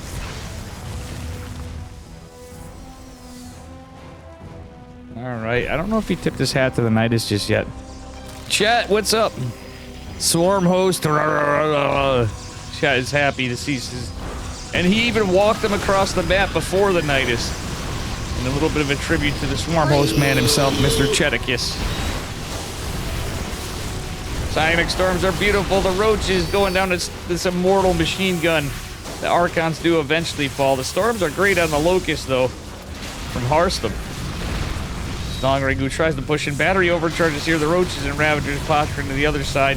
Charge has completed. Oh, the Oracle's getting some shit done.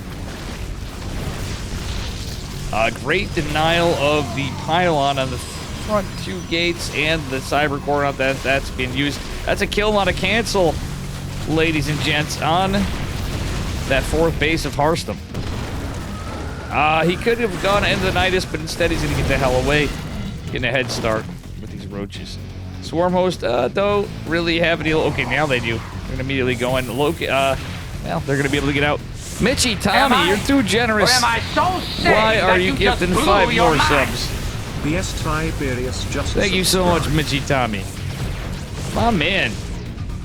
Damn, Am I hope you won the am lotto I or so something, sane sir. that you just blew your mind? Mitchy Tommy with his 15th gifted subs. 9,216 just Fucking legend, dude. subscribed. Am I? Or am I so Needs more sane Swarmos, that less you just roaches? blew your mind? ForJumy just subscribed. I mean, in this case, I think it'd be a little risky. The Void Ray is a good call from Harstem, actually. Am I?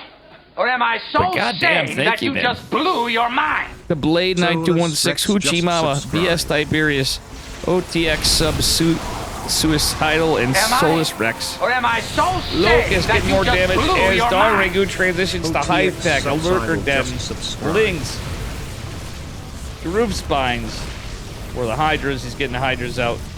And honestly, as he's not even saturated on his 4th, this is oddly closer than you'd think. Yeah, guys, anybody else got a sub? Got some biddies? I guarantee you we'll trigger yet another hype train today. Mitchy Tommy's fucking cooking. A lot of you guys were super generous too tonight. But super huge thanks. Super unnecessary, but greatly appreciated. Ooh, the double minus. This guy's not gonna... Wait. Why didn't you let it go? I know there's one zealot, but... He should have just opened it up. Where's the other Nidus going? Oh, down here? Oh, the Void Ray's gonna take care of it, though. There's Hydras coming, though. It's expensive to lose Nidus. Roach is going to posture to kill this 4th base or cancel it. He gets a kill again. That's the 2nd kill on a 2nd 4th base of Harstem. Dong Ragu up on supply. Oh, can the captain hold, guys? The Hydras are here. The Void Ray ain't shit. There's a lot of storms.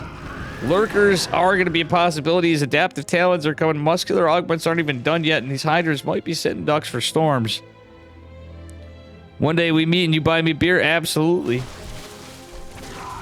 better believe it, mate. I 100% got you.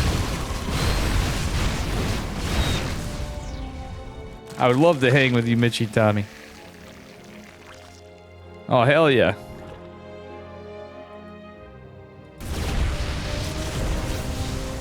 I definitely got you on the smokes, too. Uh-oh. Oh, the Swarm host in trouble, but you know what? He could probably start trading him out if he had been droning more. Guys, look at this. Dong Ragu's not droned at all. This is reminding me of a Dark Game sans drones, but his army supply is just jacked. He's gonna have to be careful not to throw away stuff, though, other than this. He can actually trade these out fine. But Harstem knows he's got to make something happen. Wait, is he overextending? He's kind of splitting up his army a bit. They're going to group together. It's not too far. The Roaches and Ravagers even kind of trading out. I don't know. It's a lot of Immortals. Holy shit, how many Immortals are there? 15 Immortals. 16 Immortals now for Harstem.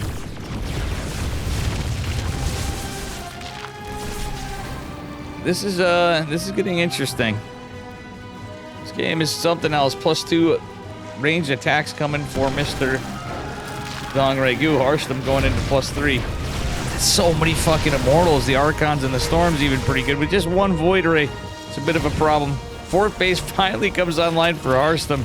And Dong Ragu not droning before, I think, was a mistake. He did get up to 78 before. Protoss does, but we'll see.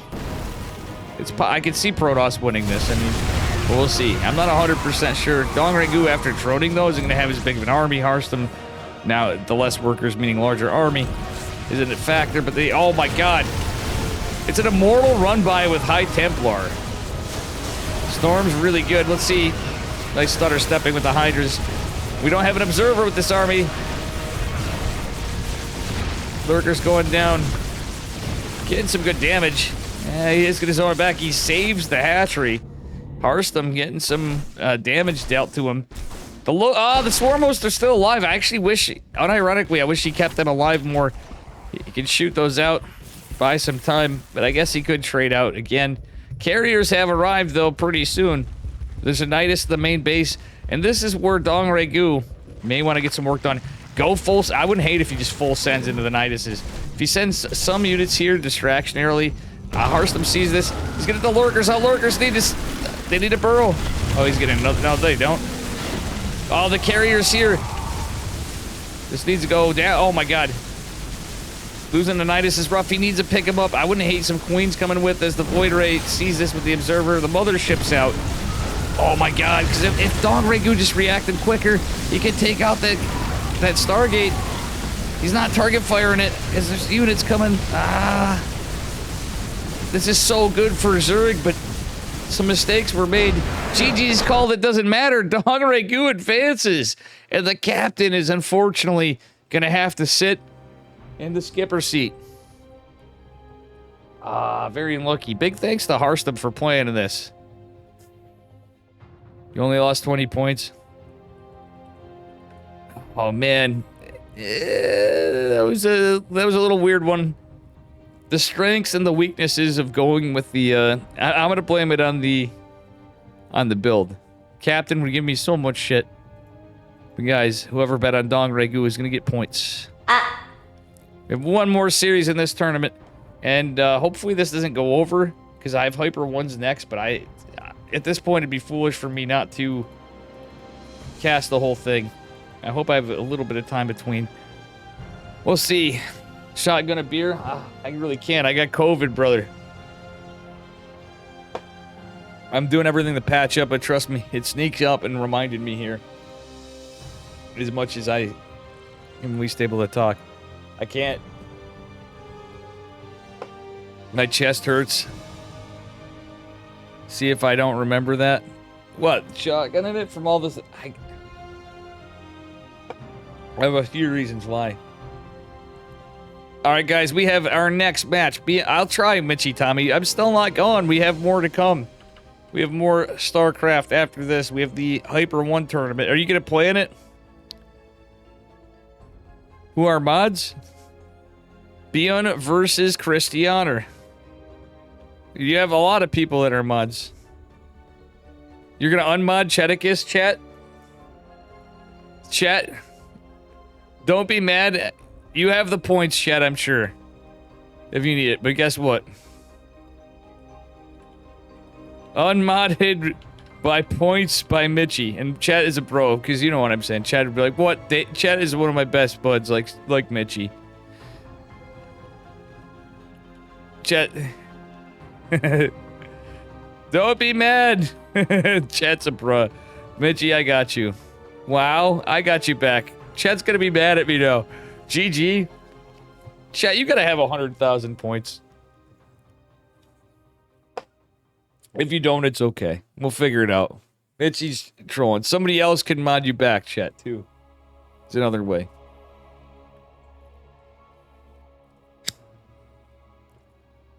Alright, guys.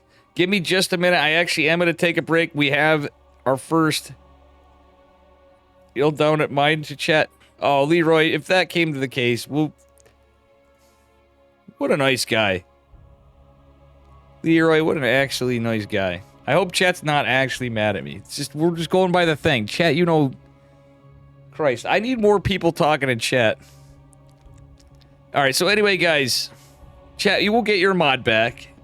What I need to get is, something, we need to get a lot of people going when we have a lot of people here. The next time we have over a couple hundred people in chat at the same time, we need to get everybody talking. I need you guys to do me a favor. Because if I get 100 people talking, it has to be at the same time for like a minute or some shit. Then I can get a bunch more VIPs. And then a lot of people that should be VIPs that are mods will become VIPs. And then I can start the great unmodding. Mod unmod will be a real thing for sure. Just to have a good piece of content. Anyway, ByuN versus Krystianer, a TVP.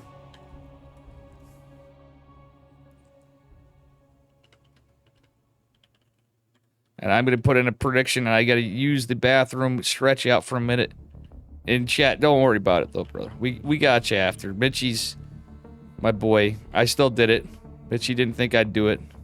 It's just a matter of sticking by the points. I'll ban anyone that mods me. That's based. Don't worry about Chat. Yeah. What up, Infester? All right, guys, give me just a few minutes. ByuN versus Krystianer. That was a banger last series, I think. Swarm host won the day, Cheticus. You have that moral victory for the moment.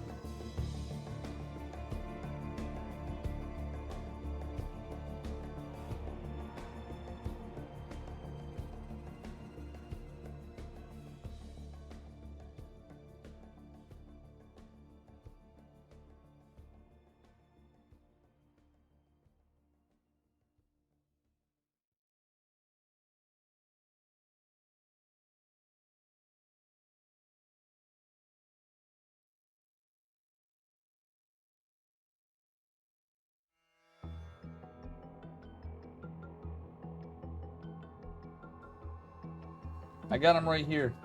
Sorry, now I'm unmuted.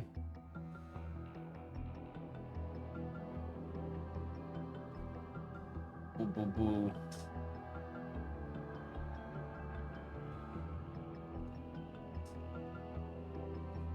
Oh boy. You were sleeping, Charlie. He was a sleepy boy. Guys, let's go. We got a series. Get those points in. Our last series of the OSC Masters Cup, then we got the Hyper 1 tournament. ByuN versus Krystianer. This could go either way, too. I know everybody's like, well, ByuN should just spank it down. I don't know, it depends. Definitely think he's favored, but it depends on the day. Krystianer's a beast. He's had some good results lately, honestly. That's why I'm saying it's... Overall, how the players are playing, how they're feeling it. Why you? He's like, don't pet me. Yeah, you're right. You want to be pet. He doesn't want his head pet. Boo, boo, boo, boo, boo, boo. Good boy. Charlie, got your belly. Nah, he might bite me if I do that. He does it sometimes. Not really. He's pretty chill. He's extremely chill. All right. Anyway, Charlie. Boo, boo. Sorry, guys. I gotta leave you alone for a second because I got a cat. Buddy. Okay? Hey, Charlie? You done? If I start brushing him, it's all over. Oh, he knows that word. He knows the B word. He knows the B word. Stands for boop, I got your belly. He's licking me. He doesn't want it. He's his warning. He's like, I'll lick you before I bite you. All right, here we go, guys. Game number 1. Who's ready for it? Only 610 to 400 points, guys. That's all you're giving us for bets on ByuN versus Krystianer. I'm going to have to delete this and do another prediction. Come on, chat. You can do better than that. Okay, maybe not. Oh, somebody does 10.4 to 2.1. All right. We're getting closer. Last call. Going once, twice, 3 times. We're down to seconds and we're getting into the game. Sorry, don't gamble. It's all good. It's just for points. But fair enough. If that's your convictions, you're reminding me. Saying even that, if that's your convictions, it's making me want to play Red Dead Redemption and finally finish it. And I'll still probably play that game for a long time. Anyway, spawning the upper left-hand corner of Ghost River in the blue, representing Shopify Rebellion, it is ByuN. Our Terran man, our only Terran of today. His opponent in the upper right, in the red, Protoss Probes. From Blazer, it's from Starlight Twinkle. It is Krystianer. A little iron ringed. And again, we got another tournament coming up very shortly. The Hyper 1 / Hyper 1 and Killian or Top tournament. It's Hyper 1 SC, Hyper 1 Star League. It's gonna be renamed after, but I'm sure that could actually be reused at some point. I have a sneaky feeling stuff will work out good though. I kind of liked how everything was set up, but I think it's gonna be even better. The more the merrier. All right, Krystianer. I like the scout. It is a gate scout, but this map's got a shorter rush distance, so your probe gets there a little earlier, but he's not going to harass too much. I think the pylon, I'm always sold on the pylon probe scout. I know you don't see that a lot at the pro level, but some people still do. And I think it's always worth it for tails of things like Proxy Marauder, even harassing even on the 2 gas. Getting a little harassed in that racks to delay it is a good possibility right then.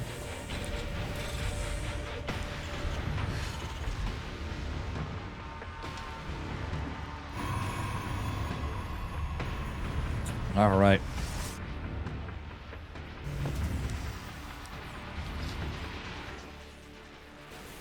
Now let's see what we get in game number 1. Looks to be pretty standard. Actually, funnily enough, this is not standard. Look at how ByuN's opening up. He's opening Tech Lab first Concussive Shell Marauders. Now, so many casters, so many commentators, and so many technical analysts. I love how Lambo's a technical analyst. He would be mauling right now. I think Lambo does a good job at that. I would almost consider Harstem almost a technical analyst as much as we consider him a caster when he's casting. I think he's a fantastic caster, but seems about accurate. This looks like an NA ladder build right here, guys, but this is a build ByuN used to do. And honestly, it's a fast expand. So in a weird way, if this was that shot that you open with a Zealot on this map, that actually gets so much done. And I think this is a map-dependent build is why. It's a Twilight opener, so not a Stargate, which actually goes, I think, a little better because of the timing. Concussive Shells and Marauders come out so quick if you open with a Tech Lab. ByuN. We picking on how I say ByuN. Yeah, you're person number 2, Iron Ring. Somebody else said that earlier. Huh?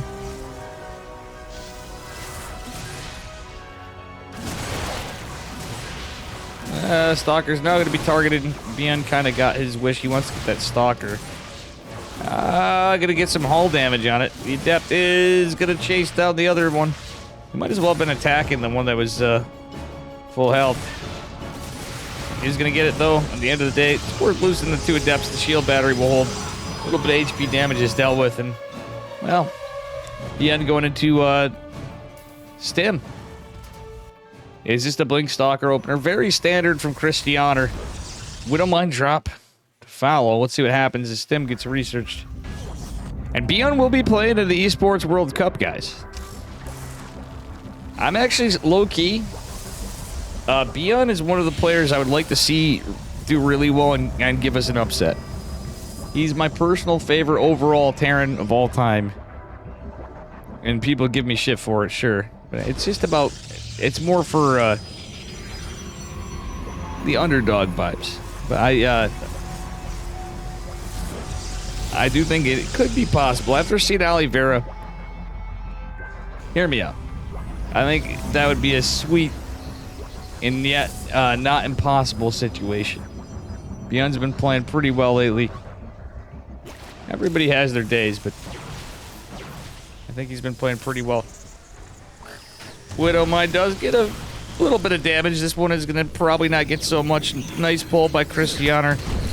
In total, we have lost 5 workers. One Widowmine surviving. It's pretty decent for Mr. ByuN. He lost the medevac and the 2 probes. It's obviously not ideal. You have to bet on Pro. Oh yeah, for the esports, of course. When they're going up, I definitely will. If it's Protoss on it for this one, I'm sorry to say to everybody on the off races, it's like, yeah, but if we get into other situations, I'm saying there's possibilities that I would be rooting for. Shin would be one. Dark would be one. For the state of the game we're in, and like realistically where we're at, I'm betting on Protoss every time too. Flapjacker, not betting on him. I'm rooting for him. Because we haven't had a big win in forever. This is a big prize pool. I love Cyril. I love Raynor. I love them all. I love Maru, though. I will say this. I'm not looking forward to the same kind of split map TVZ finals. And I'm sure as shit don't want an hour and a half fucking ZVZ finals. No offense, guys. But and to represent the best Starcraft. I want the best Starcraft, dude. Whatever we get, I want the best games. That's what I'm rooting on.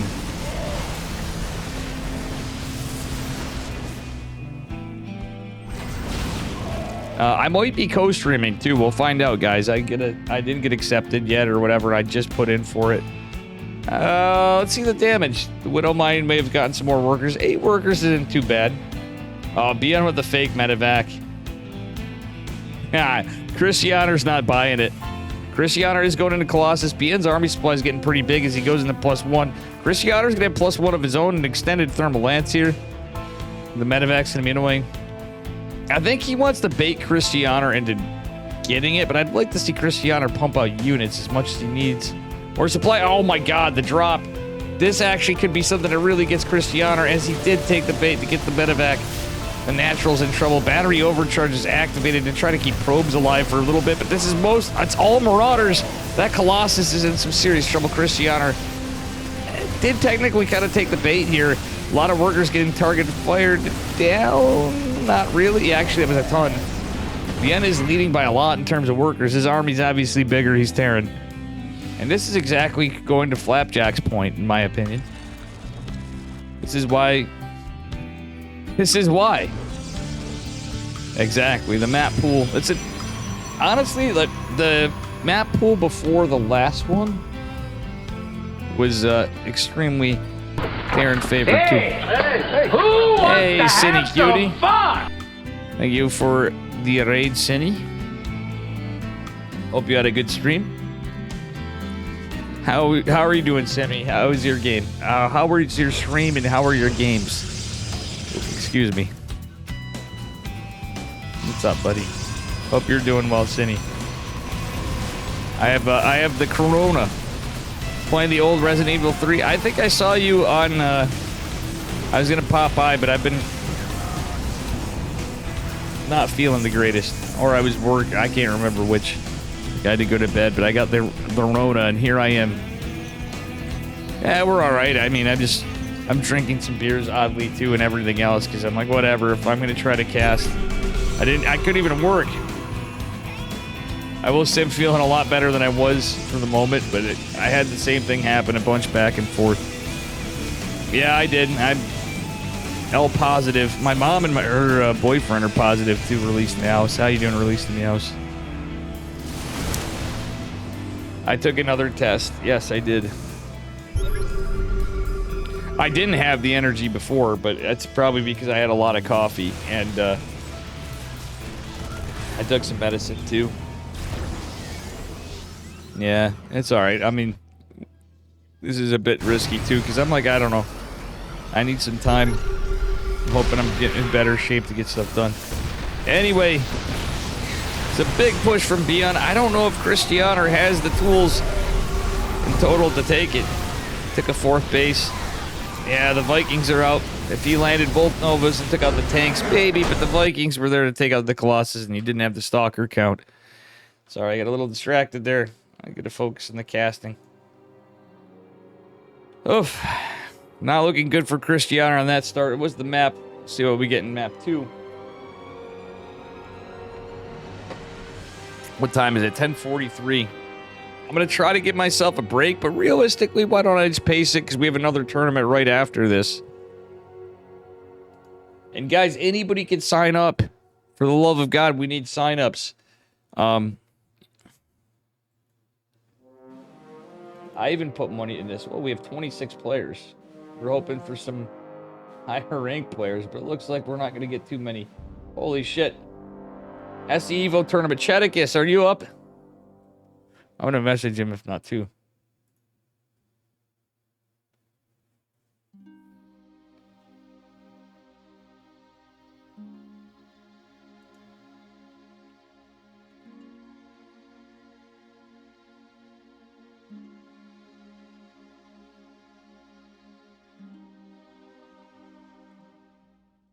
Hold on, guys. I need just a few minutes because this is going to be starting. Oh, Chet, we have an SE Evo tournament. What? I know you're unmodded. We can mod you again. I got you. It was for memes. Mitchie, Tommy, I got you too. He just randomly chose you, so. But you want to play in this tournament? It's...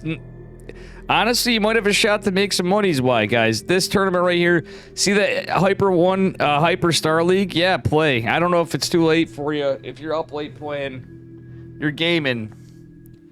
It's got a pretty big prize pool. It's Starcraft Evo, so it's Brood War and Starcraft 2. Pretty fun stuff. Warlock signed up for it. I see Chris Litvin, Mr. Warlock in there. I see a bunch of people.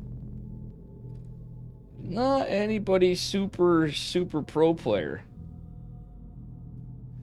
Would like to get this out there.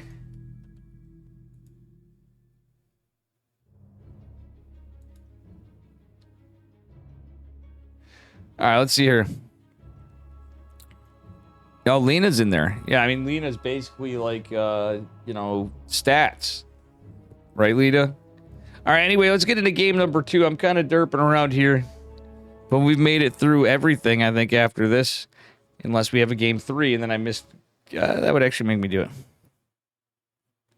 You beat SKillous? True. And I took a game off Steadfast and Greener in EPT. Does that make me a Grandmaster? I think so. Spawning in the upper left-hand corner of Oceanborn in the blue. Representing Shopify Rebellion, it is ByuN.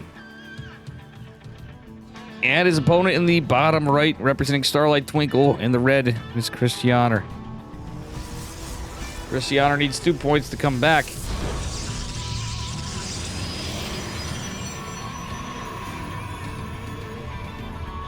All right. Here we are, guys. How you doing, Frebos? This guy sounds like Dave Testa. This is America, baby. That's all I'm gonna say. Yes, this is Dave. Corona Dave edition. Oddly, my voice, I'm glad my voice is doing okay. I am feeling really fucking tired, guys, to be honest. More than I sound. Alright, ByuN going for... Ooh. This ain't 2 Rax Reaper, is it? No, it's Proxy Marauder. ByuN's doing the fake out, so it's going to be Proxy Marauder for sure. 2 Rax Marauder, it's got to be. It's got to be. Going for the Marine. It hits a little differently. Krystianer with the no scout. No scout. Yeah, he could go scout with this guy after. It looks like he's going to return gas, though.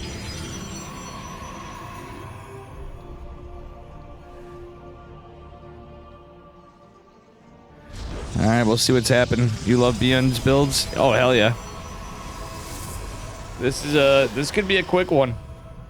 This one could be a quick one. Krystianer with the no scout. I'm not a big fan of that, but this would be a little deceptive. This is a hard one to scout, even at the pro level, semi-pro level. The Scrub League, the Any League. Sounds like me using a voice changer. I'm not using a voice changer. I could add one in, but I don't have that. I don't have it set up right now. I technically do, but... yeah. I had some ideas for some of that. For reals.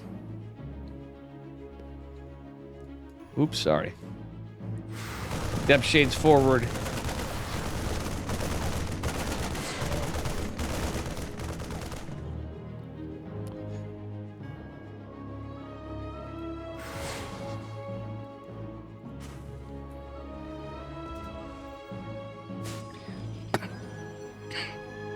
All right, two Marauders pushing back. There's only a depth, and it's not even in position.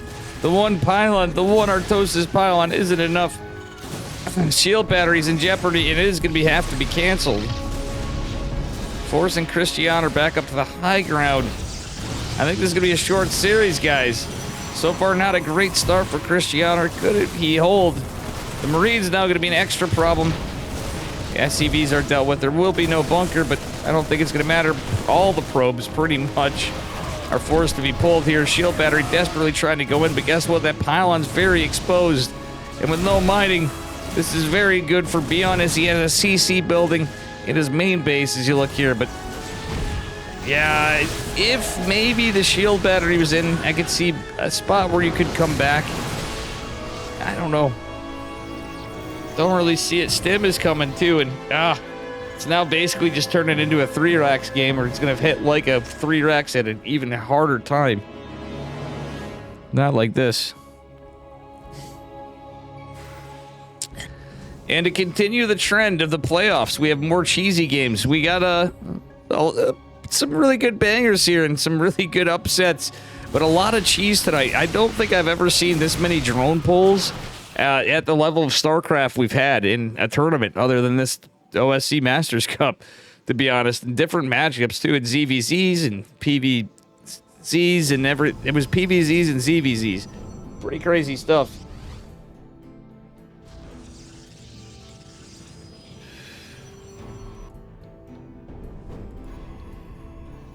All right, and ByuN looks like he's ready to stem and win in just a moment. Though he's taking some damage on his Marauders. Krystianer, just quite frankly, can't have enough out. It's only one gate this whole time. He's going to try desperately to hang on here. Battery overcharge was used. There ain't no amount of workers in the world with this pylon in the front they'll hold, and sometimes that's just the way the cookie crumbles. Looks to me like GG is called and ByuN is going to advance. GG. Well, guys. That be that for the OSC playoffs. We have the Hyper...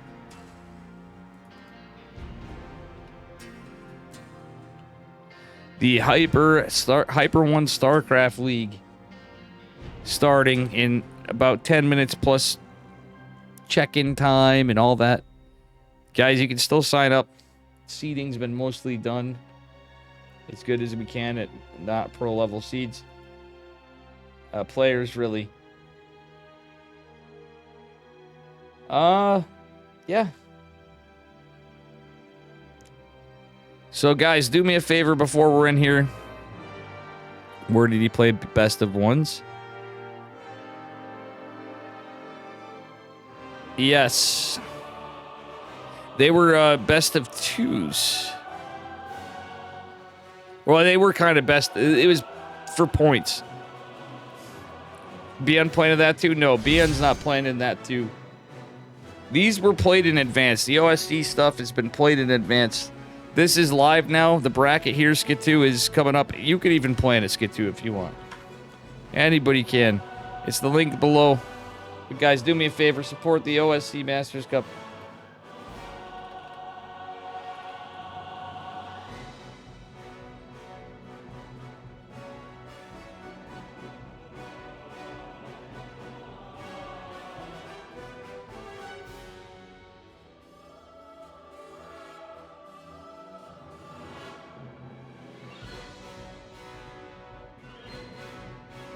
Whatever.